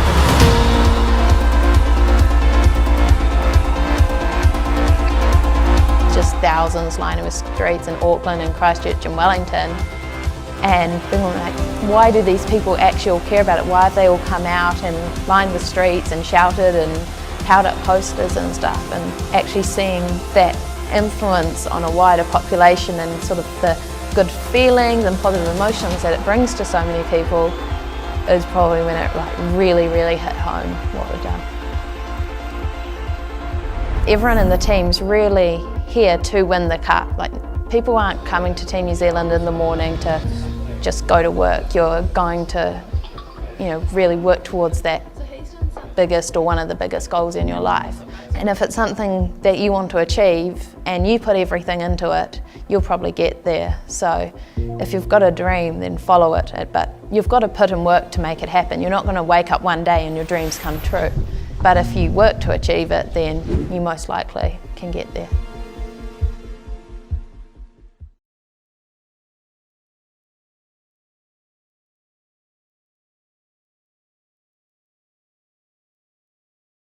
I went into primary school with a bit of a head start in maths. My paternal grandfather taught at Teachers College and he advised my mum on ways to teach young children. So my sandwiches were always cut into different shaped fractions. I'd open up a pea pod, eating some and seeing how many were left, and then using that to learn basic subtraction, and other maths fundamentals were learned through everyday hands-on activities. By being good at maths when I started, it made maths more enjoyable and made it easier to stay good. However, aside from that initial head start, I never did any maths externally to school. My introduction to sailing came through holiday programs at Takapuna at the ages of 8 and 9. And in them, I reached a level where the holiday courses couldn't offer me anymore. So my parents signed me up to Murray's Bay Sailing Club and got me my first boat, an Optimist. From the Optimist, I then progressed into the Starling and then mixed that up with some Bight C2 sailing in order to qualify for and then compete in the inaugural Youth Olympic Games in Singapore 2010. After that, I moved into a laser, which is both the Youth Worlds class, where the Youth Worlds is the pinnacle sailing event for under 19-year-olds, and also the women's single-handed Olympic class. Sailing is a time-consuming sport, and by the time I was in year 10, I was sailing at least 2 nights a week. On those evenings, I wouldn't get home until around 9 p.m. and would still need to eat dinner after that before getting into my homework. At the same time, I've always valued sleep and not working too late, and so through school, I never worked past 10 p.m. With the time constraints I had, it forced me to learn good time management skills while I was in school, and then these skills have set me in good stead going forward. During year 12, my mum took me along to an evening at the University of Auckland, which was promoting science degrees to high school girls. One of the speakers also made mention of her friend who was studying engineering, specifically engineering science. And what she said piqued my interest in the subject, and so when I got home, I Googled further to find out more about it. At that stage, I didn't really have a clue what engineering was. I thought it was about car engines, bridges, stuff that really didn't interest me that much. However, I've since learned a lot more about the breadth of engineering. For example, it's a great foundation for getting into finance. And there's a whole range of engineering roles from being very hands-on through to very much sitting at a desk with a computer and everything in between. So when I got home and Googled to find more about engineering science, and then on the homepage, I found 3 bullet points, one of which said, how can a sail be designed to work in low wind conditions? And with my sailing background, I just saw that and was like, this is the degree for me. I also had a dream to work at Team New Zealand. A lot of sailors undertake mechanical engineering degrees, and so I saw engineering science as something which would provide a point of difference and a slightly different skill set to those other sailors, some of which presumably also had ambitions of working at Team New Zealand. During my last 2 terms of year 13, I didn't sail and instead decided to focus on schoolwork, which really helped my mock and final international baccalaureate results.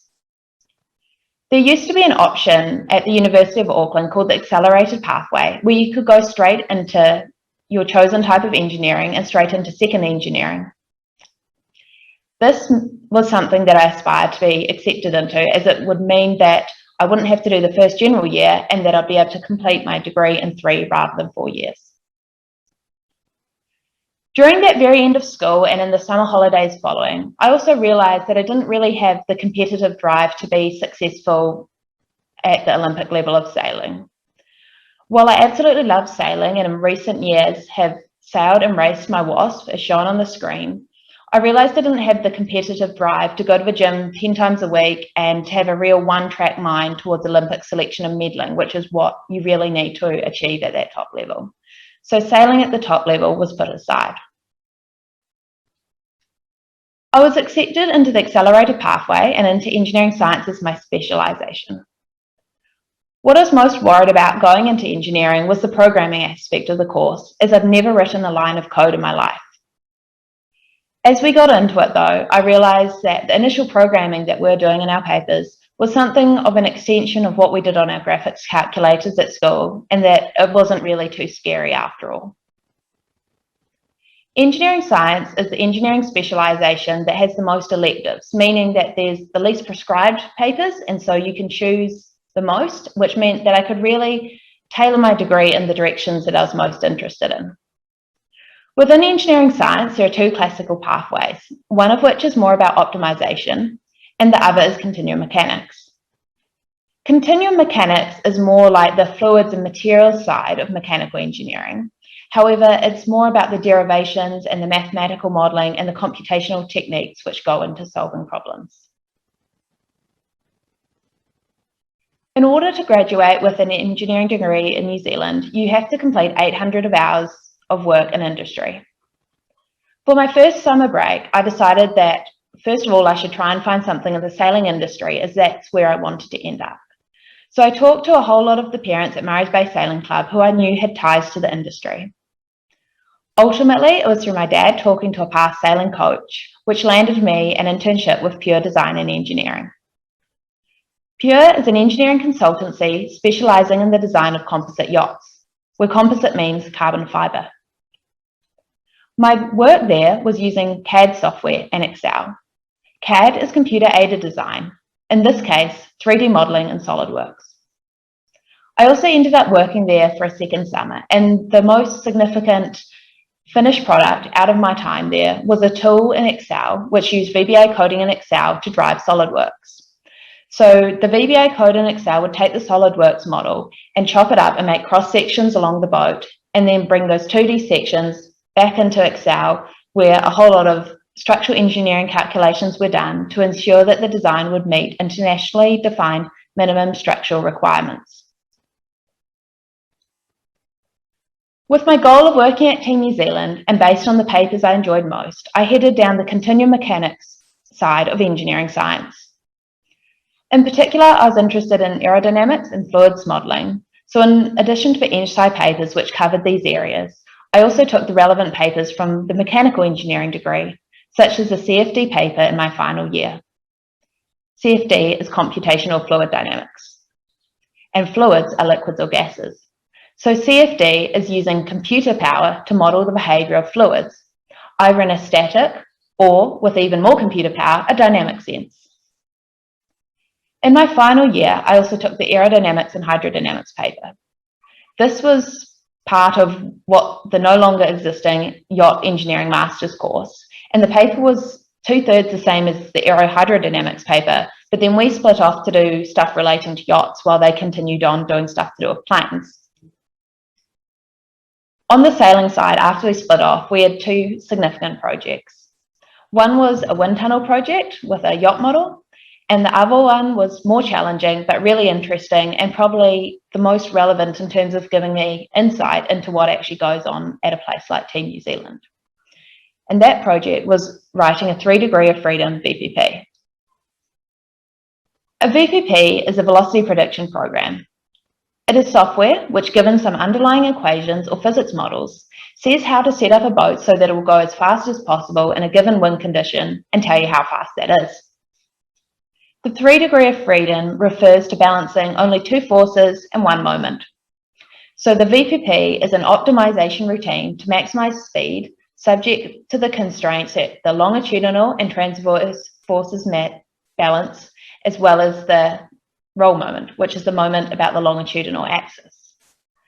These are illustrated on the screen with reference to a wasp. This one project was really the most relevant, and it gave me the most insight into where I've ended up and the appreciation of the much more complicated models and computational power which goes into the VPP at Emirates Team New Zealand. In my final year of engineering, I also had an individual year-long project titled Improving Wind Models for the Chatham Islands. This was a CFD project using ANSYS CFX. The time management skills which I developed at school, plus the fact that my supervisor really pushed me to start writing early, really helped with this project. While it might be possible to cram for an exam, for a long-term project, it's actually all about the effort you put in over it. And so that meant that I had my final report written relatively early and I got multiple rounds of feedback from my supervisor. The challenging part was 48 hours after the report was due, we then had to hand in the poster, and that was as shown on the screen. And we had a lady come in who had a lot more design sense than us in engineering science, and she gave us a bit of an introduction to Photoshop, told us about some colors that did or didn't work together, and then we're left to figure out Photoshop. And so that was about the latest I've probably ever worked, which was till close to midnight. We finally move on to how did I get to Emirates Team New Zealand. Remember Pure, the company I worked at during the 2 summers in the middle of my degree? They had strong ties to ETNZ. So midway through my final year of university, I got in touch with one of the directors at Pure, who I knew was also back working part-time for ETNZ, and expressed my desire to do anything at Team New Zealand in order to complete my last 200 hours. Obtaining an internship at Team New Zealand was a dream goal, and I wasn't really sure how achievable it was. I thought that working at Team New Zealand was maybe somewhere further down my career path. However, I figured there was nothing to lose by trying to get straight in there. With some persistence, I reached the point where I was offered an internship working at Team New Zealand from my final exam up until Christmas 2015. I was told that bikes were being considered as an alternative to conventional grinding. However, for that to be a reality, there were a bunch of hoops which needed to be jumped through, such as how the weight of the 2 systems would compare, how bikes could fit in the boat, and also another question was around the possible aerodynamic costs compared to conventional grinding configurations. My project during the internship was crew aerodynamics. CFD was used to evaluate different configurations, such as facing inboard, outboard, and on other angles. CAD, or computer-aided design modelling, was done in SolidWorks to generate the geometry which was then run in CFD. To compare to the default options, I also ran configurations with standing, kneeling, and crouching grinding. Midway through my internship, I was offered an ongoing role with the team, and the crew aerodynamic project in particular was something that I returned to several times over the year and a half from then until the 2017 America's Cup in Bermuda. For the 35th America's Cup, in addition to the aerodynamics of the crew, I also worked on the aerodynamics of the fairings. There is an area, roughly shown in yellow on the screen, which was the area where fairings were allowed. However, there was a maximum planform area smaller than that total yellow area. So it was a case of deciding which of that area to use and then what shape to make the fairings in 3D. The bow triangle was all but defined, and it was apparent pretty quickly that you also wanted to maximize the size of the front beam fairings, as if those were larger, it meant that you didn't have to have as much trampoline. And trampoline is made up of a whole lot of little ropes, and those ropes are cylinders, and cylinders are draggy, so we wanted to minimize trampoline area. This then left trading off the aft beam fairing area with the central pod fairing. In addition to the CAD work for aerodynamics, I also made use of SolidWorks to draw parts for 3D printing. These parts are mostly for electrical housings and user input devices, such as Glenn's wind controller, Blair's slider, Pete's helm button housings, and other less interesting parts. This 3D printing role actually worked really well alongside the CFD because each CFD job typically took about 3 hours to run, and normally a whole lot were queued up to run at a time. So whilst I was waiting for CFD results, I could draw parts for 3D printing.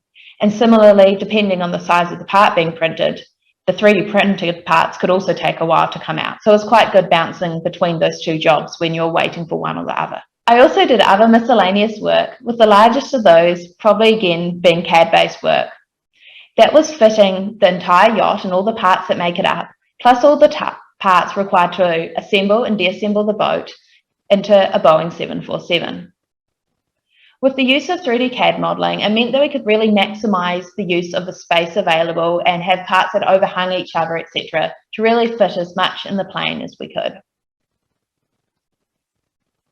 While I was in Bermuda, there was still a bit of aero work going on and some 3D printing of spare components, but that work was tapering off.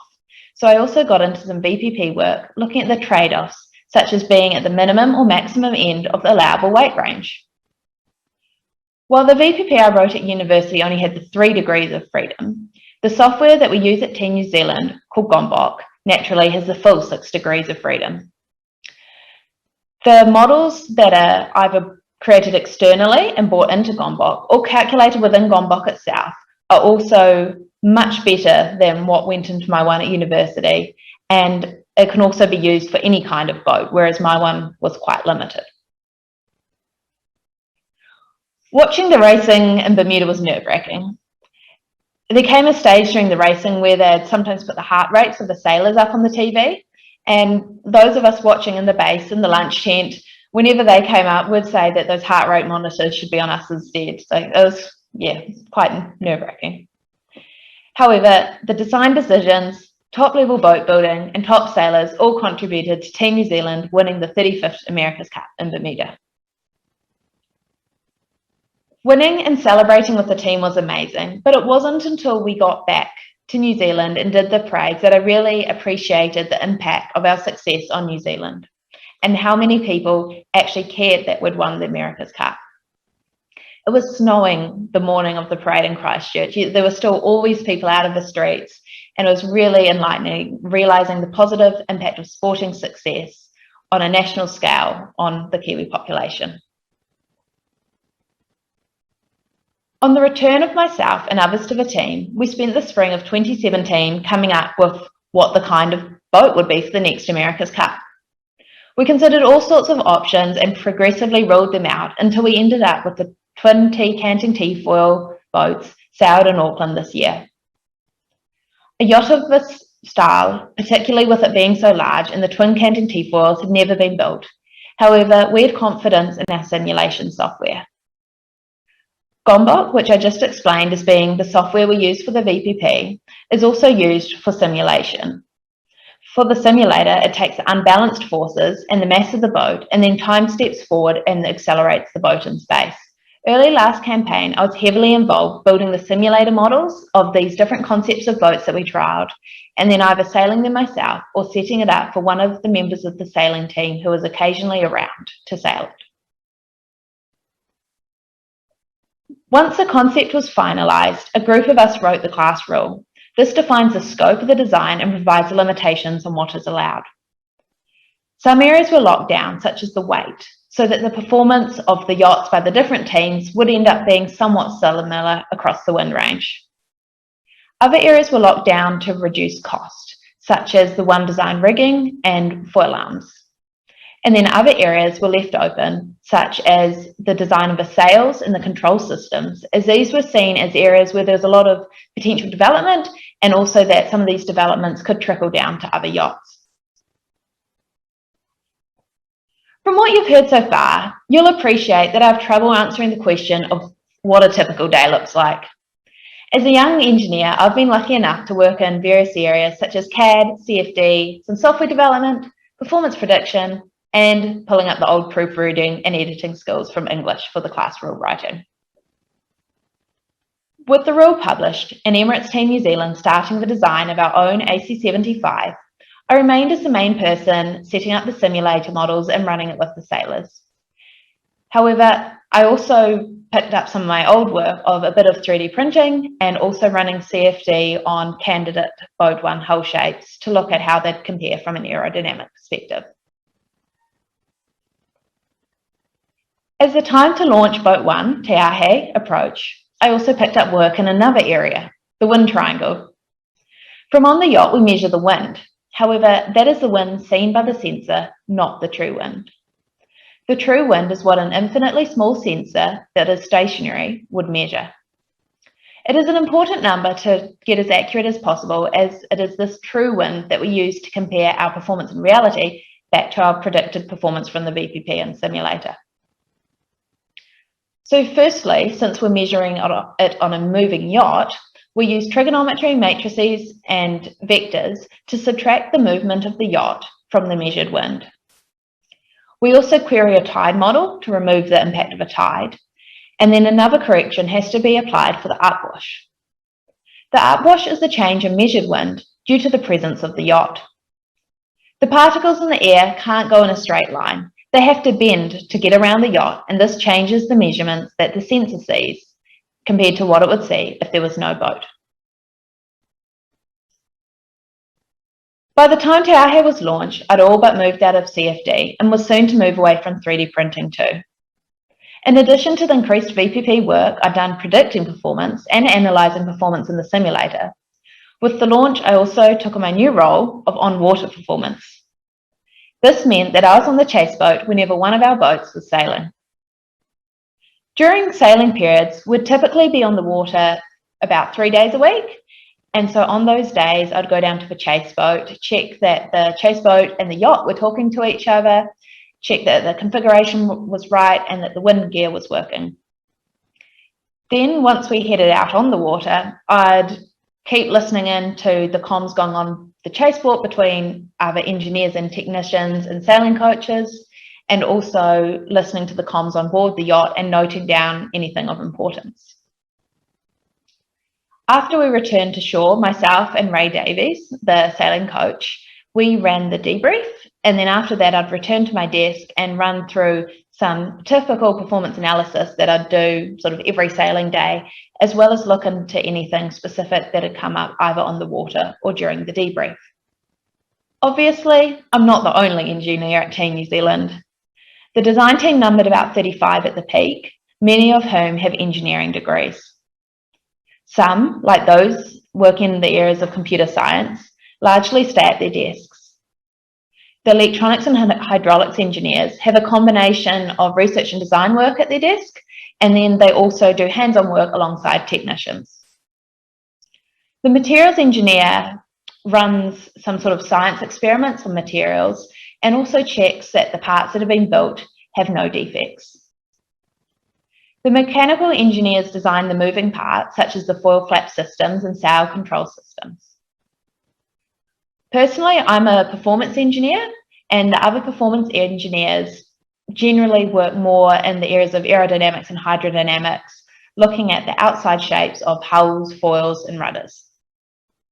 For this, they use the VPP to evaluate different candidate shapes.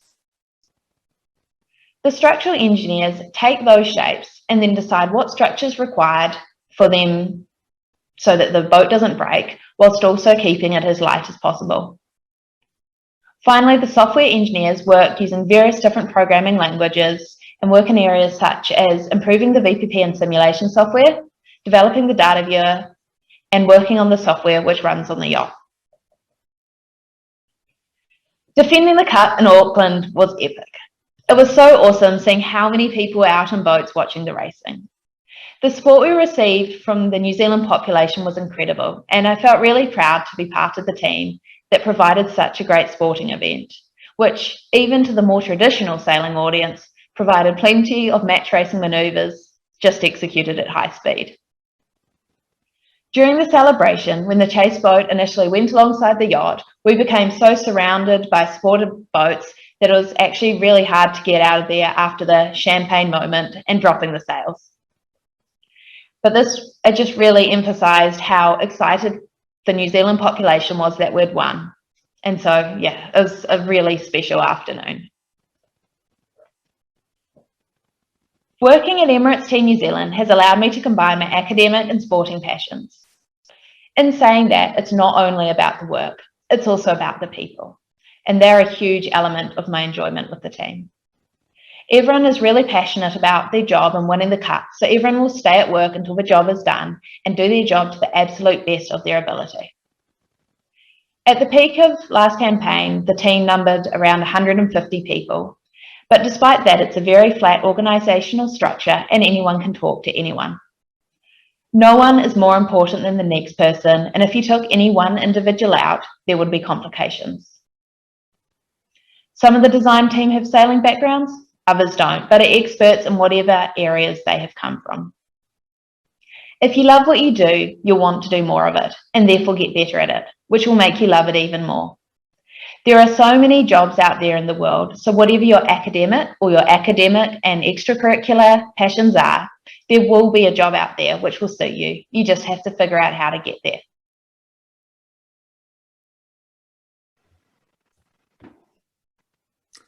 Hi, Elise. Hello, how are you? Good, thanks. Thanks very much for sharing your presentation. Great to see your passion for yachting and engineering both coming out.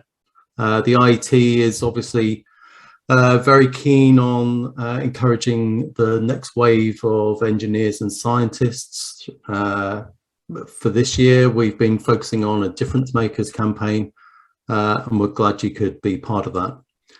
We've got a few questions that have come through and some other ones. Let's start with, perhaps you could explain the importance of teamwork in Emirates Team New Zealand.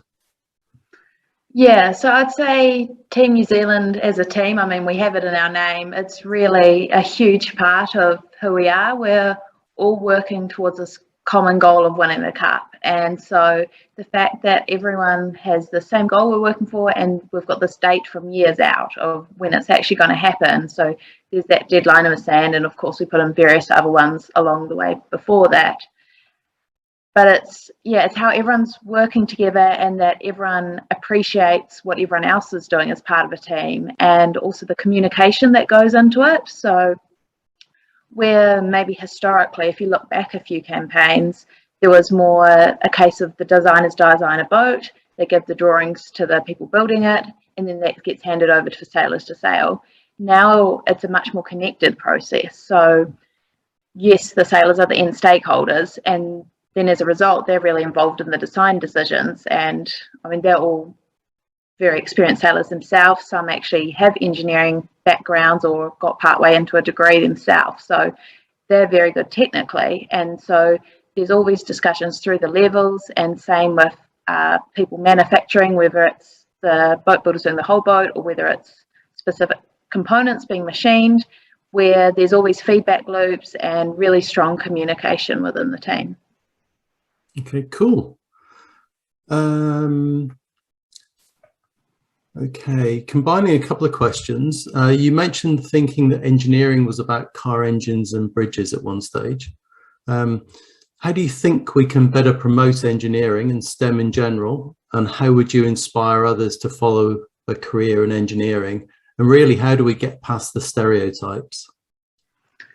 So I think, you do your subjects in school. You know what maths is because it's the subject you do in school. You know what chemistry is and biology and physics, but you don't know what engineering is, or at least where I went to school and what I've heard of in New Zealand, there is no engineering school subject. So unless maybe you have a parent who's an engineer or an older cousin or someone else, somewhere else, like how do you even know what engineering is? So I guess it's the education and whether that needs to be kind of maybe brought into the physics or chemistry or something curriculums a little bit, or whether it's, good information evenings, or during school assemblies, maybe having speakers coming in who actually give some insight into how broad engineering is, because it's huge. Like I know, speakers earlier today speaking about the shortage of software engineers, and, there's all these types of engineering, and it's huge, and there's plenty of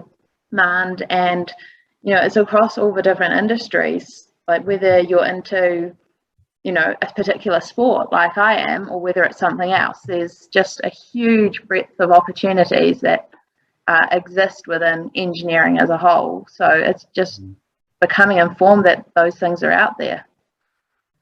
You don't know what you don't know. Yeah, it's really interesting actually. There's something in the UK, the IET only in the last day or two wrote an open letter to the government trying to get engineering into primary schools as a subject, or certainly something that greater awareness at an earlier stage as possible. So yeah, good points. A technical question about sailing. With such optimized craft, what's the balance between extensive design simulation versus engineering judgment in design? So I guess, you know, we sort of have a timeline. We say, well, we need to have a boat on the water in time to race, and you're going to go some time back before that to test it. And then you need the time before that to fit out all the electronics and hydraulics on it, time back from there to start the build, behind there to the structural engineering, and before that they need the shape they're going to work with. And so I guess within the team, we really try and push the timeline as much as possible, and in some ways are quite flexible. So instead of getting to a final hull shape and then handing that over for structural engineering, instead we try to have more of an iterative and fluid process where there might be a candidate hull that gets some preliminary structural work done and sort of feeds back in. Maybe there's some other shape changes that should happen as a result to save weight, for example. And yeah, just kind of feed stuff through. And like talking about with teamwork earlier, for example, the naval architects drawing the foil shapes, they sort of sit back to back with the guys who do the mechanical foil systems within the foil. So there's that constant sort of dialogue between, if we make this smaller, what would that mean? Can the system still fit? Or would have to go to this other thing? Or would mean it would move slower? So yeah, it's that real sort of fluid process to really try and get the most out of the time that we have and to optimize as much as possible. Okay, that probably leads on to another question that someone's asked about what was the biggest engineering challenge on the AC75 that couldn't be optimized in time for the 2021 race? I think as a spectator watching, it's pretty obvious that the four teams had pretty different hull shapes. So part of that can come down to what you were optimizing for. So if you were optimizing the boat for light wind conditions versus moderate versus heavy, the optimum solution will be different. So part of it comes back to how the teams weighted sort of at different conditions and what you're really trying to target the most. But I mean, there's historical data for Auckland's quite available, so shouldn't have been super different to each other. So I guess, yeah, looking at the hull shapes, for example, that would be an area where I guess, well, the class rule and protocol just came out yesterday, and that's, you know, put in stone that we are continuing with very similar boats. So I would expect to see, I guess, more convergence between the teams. And I guess part of it is the hulls are the biggest component, take the longest to build. So that timeline for where that shape was decided was quite a long time before racing. So probably about a year plus before racing. So, you know, there's definitely still work to continue with there. And then also probably not as visible to spectators, but some of the finer details. So water is 1,000 times more dense than air, so it's a lot more draggy, but it makes more lift. That's how the foil's under the water. It's so much smaller than the sails. But it means that the details underwater are super critical, because if the pressure's such, not only, well, there's two issues you can run into. One is air getting sucked down through the water, and another one is that the pressure gets so low that the water vaporizes and turns to steam. So it's really, especially at the higher boat speeds, it's really important to try and get these details right. And the foils, they have a flap like on an aeroplane. So you've got your main section and then a flap, and really trying to get sort of transitions between those as smooth as possible, shapes as smooth as possible. So there's a lot of really fine detail stuff that there's certainly more work to continue with also. Okay. Was the Americans' crash an engineering failure or solely due to operator error? I guess you look at every incident in great detail, so I guess there must be an opinion on. Yeah, it's not something that I could say that much on, not being part of the team. I mean, it was definitely some challenging conditions that they're sailing in. I mean, the boats are getting up to sort of 100 kilometres an hour. So, you know, things happen very quickly at that speed, and decisions have to be made very quickly. So, I mean, yeah, exactly what happened and how the boat landed was, I guess, a pretty unlikely occurrence or chance of happening. I mean, obviously things are different in hindsight, but I guess, yeah, that's what happened. Okay. What's been the most exciting thing about working at Emirates Team New Zealand?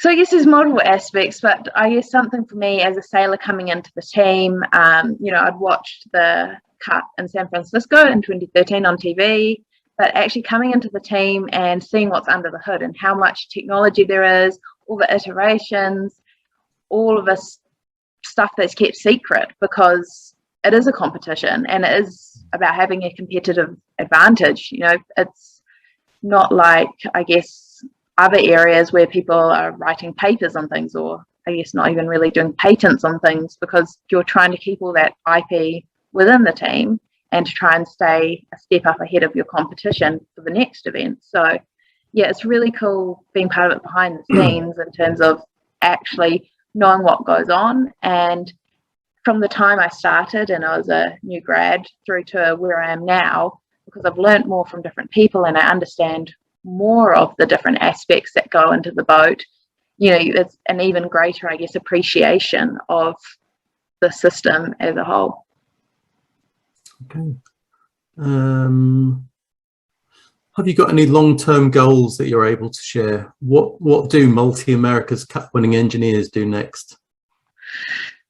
Yeah, I mean, when we won earlier this year and we're going through the base and heading out towards where the presentation ceremony would happen, you know, in some ways, I guess I'm pretty lucky, you know, I'm 2 for 2, and whereas there's but a hat trick would be really good, wouldn't it? Yes, yeah, that's the goal. So yeah, there's other people in the team who had been involved with several, you know, over a decade of America's Cups, and you know, Bermuda was the first time they won. So you know, it does feel like I've had it a bit easy, I guess, coming in and 2 for 2. But yeah, the goals, yeah, keep doing the same thing, keep, I guess, pushing the technology out further and continuing to win it for New Zealand.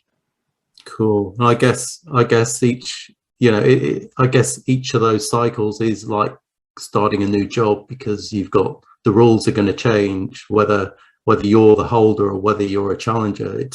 It's new rules, new designs, and you're almost starting from scratch. Yeah, and it was really exciting last time because it was this completely new concept. It was, you know, a big foiling monohull with canting T-foils, and when we actually saw it work, and even Ineos, or I think they were still BAR at that stage, when they launched their test boat, and it was the first of a type, and the fact it actually flew was kind of a relief, because while we've got great trust in our simulation tools and Gombok, you know, actually seeing it in real life is a bit of a relief. So yeah. Cool. I guess finally, do you still sail competitively yourself, and how good are you? Yeah, I mean, I guess my own sailing goes in cycles, I guess, opposite sinusoidal to Cup. So typically, yeah, earlier in the campaign, I'm able to get in more sailing. And then as it gets to the business end and racing, then my boat goes into hibernation. So yeah, I'm actually president of the WASP class in New Zealand. And there's, I think, 60 odd boats in the country. Racing's been a bit far between and stuff with lockdowns at the moment, but hopefully, yeah, getting some more going. And yeah, I mean, I just really enjoy it, and the fact that it's just easy to set up and quick to go sailing. I definitely don't analyze my own sailing to the point that I analyze stuff at work. It's sailing for the fun of it, but I do definitely enjoy the racing aspect. Cool. Well, it comes across that you obviously love your sailing, you love engineering, you love being part of Emirates Team New Zealand. So thanks very much, and good luck with the next Cup. Thanks, Andy. Thanks. So we're just going to now move on to a presentation that we put together, a montage of some engineers or people associated with engineering around New Zealand, where we asked them to record a few words on inspiring the next generation of engineers. Then after that, we'll have some closing remarks from Erin. So thanks very much, everyone. My name's Samantha Holdsworth. So I work at the University of Auckland and Mātai Medical Research Institute in Parapi, Gisborne, and we work on brain and body imaging methods. And we work across a number of different research projects to develop advanced MRI methods to diagnose and prevent and predict diseases earlier. So at Mātai, we've built a research facility with state-of-the-art MRI technology, and we have an education and training and collaborative area. And the whole goal is to broaden our economic base into tertiary education, into this medicine and the science and biotechnology area. And through this, we're also hoping to inspire our kids through educational opportunities and new jobs. Happy birthday, IET! Kia ora, ko Michaela Tokuinga, he pauhapiri ahau te Oipuhiko o Kanehi. I'm the Community Liaison Manager at Genesis Energy. I'm really passionate about how we create pathways for our young people and the amazing opportunities that will be ahead of them in the future. Engineering is one of those key enablers and is such an amazing pathway to take on. So I'm really interested in how we can create all those opportunities for young people to get into. Kia ora. Hi, I'm Frank Lewis. I'm a retired power systems engineer and I've been with the IET for over 40 years. Over the past 10 years, we've introduced to children at school the ability to assemble electronic components like this little robot that we've got here. They're using tools, they're soldering, and they're identifying components. And hopefully through this program, we've been able to introduce the fact that kids can go into technology and engineering without necessarily having a degree, but can use their head, their hand and their hearts when focusing on the trades and the technology arena. Kia ora, my name is Mo Chalabi. I'm a robotics engineer by training and I currently work as a digital consultant for BK Christchurch. I would say engineering a better world for me means reducing the technology gap, bringing technology to people's hands and explaining how it works and really reducing the gap that we currently have either between New Zealand and other countries, but also between the different segments or different sectors in New Zealand. One thing that I've been involved in, which is really exciting and what's behind me, which is a Callaghan Innovation Program aimed at bringing the industry for range of technologies to the hands of manufacturers around the country. And that's a very exciting program aimed at raising the knowledge of people in the industry and engineering a better world going forward. Thank you. Hi, my name is Angie Durant. I'm a mechanical engineer for Genesis Energy. I love mountain biking and spending time in the outdoors. So I have a big passion for sustainability to ensure future generations can enjoy the same. My role focuses heavily on plant performance and efficiency. So I spend a lot of my time looking at ways we can better run our plant in a more efficient way to better utilise our natural resources and in doing so ensure sustainability. I believe in making a difference wherever I go, and my involvement with Girls with High Vis hopefully inspires young people out there to do the same. Hi, my name is Ali and I'm the Propulsion Test Complex Director at Rocket Lab. I've wanted to be an aerospace engineer since I was about 10, but I never dreamed of working on rockets that are going to the Moon, Mars and Venus. When I became a chartered engineer with the IET, I thought it was time to give something back and inspire future generations. At Rocket Lab, everything we do is about improving life for those future generations. Everything from communication satellites to weather monitoring to navigation systems. We go to space to improve life on Earth, and it simply doesn't get any better than that. That was a very inspiring presentations and messages. Thank you very much to all our speakers. I hope you have enjoyed this event as much as I did. Tēnā anō tātou, tēnei au ka mihi atu, mō te pai o te tātou nohotahi. Me te ata ahua o ngā kōrero, nō reira e aku rangatira. Hoki pai atu ki o koutou tari, ki o koutou kāinga, ki o koutou whānau. Ka tira, tēnā koutou, tēnā koutou, tēnā koutou katoa. I greet us all again. I thank you for an excellent meeting and for the high quality of discussion. On that note, May you return safely to your offices, to your homes, to your families. Greetings, greetings, greetings to you all. Ka kite ano. See you around.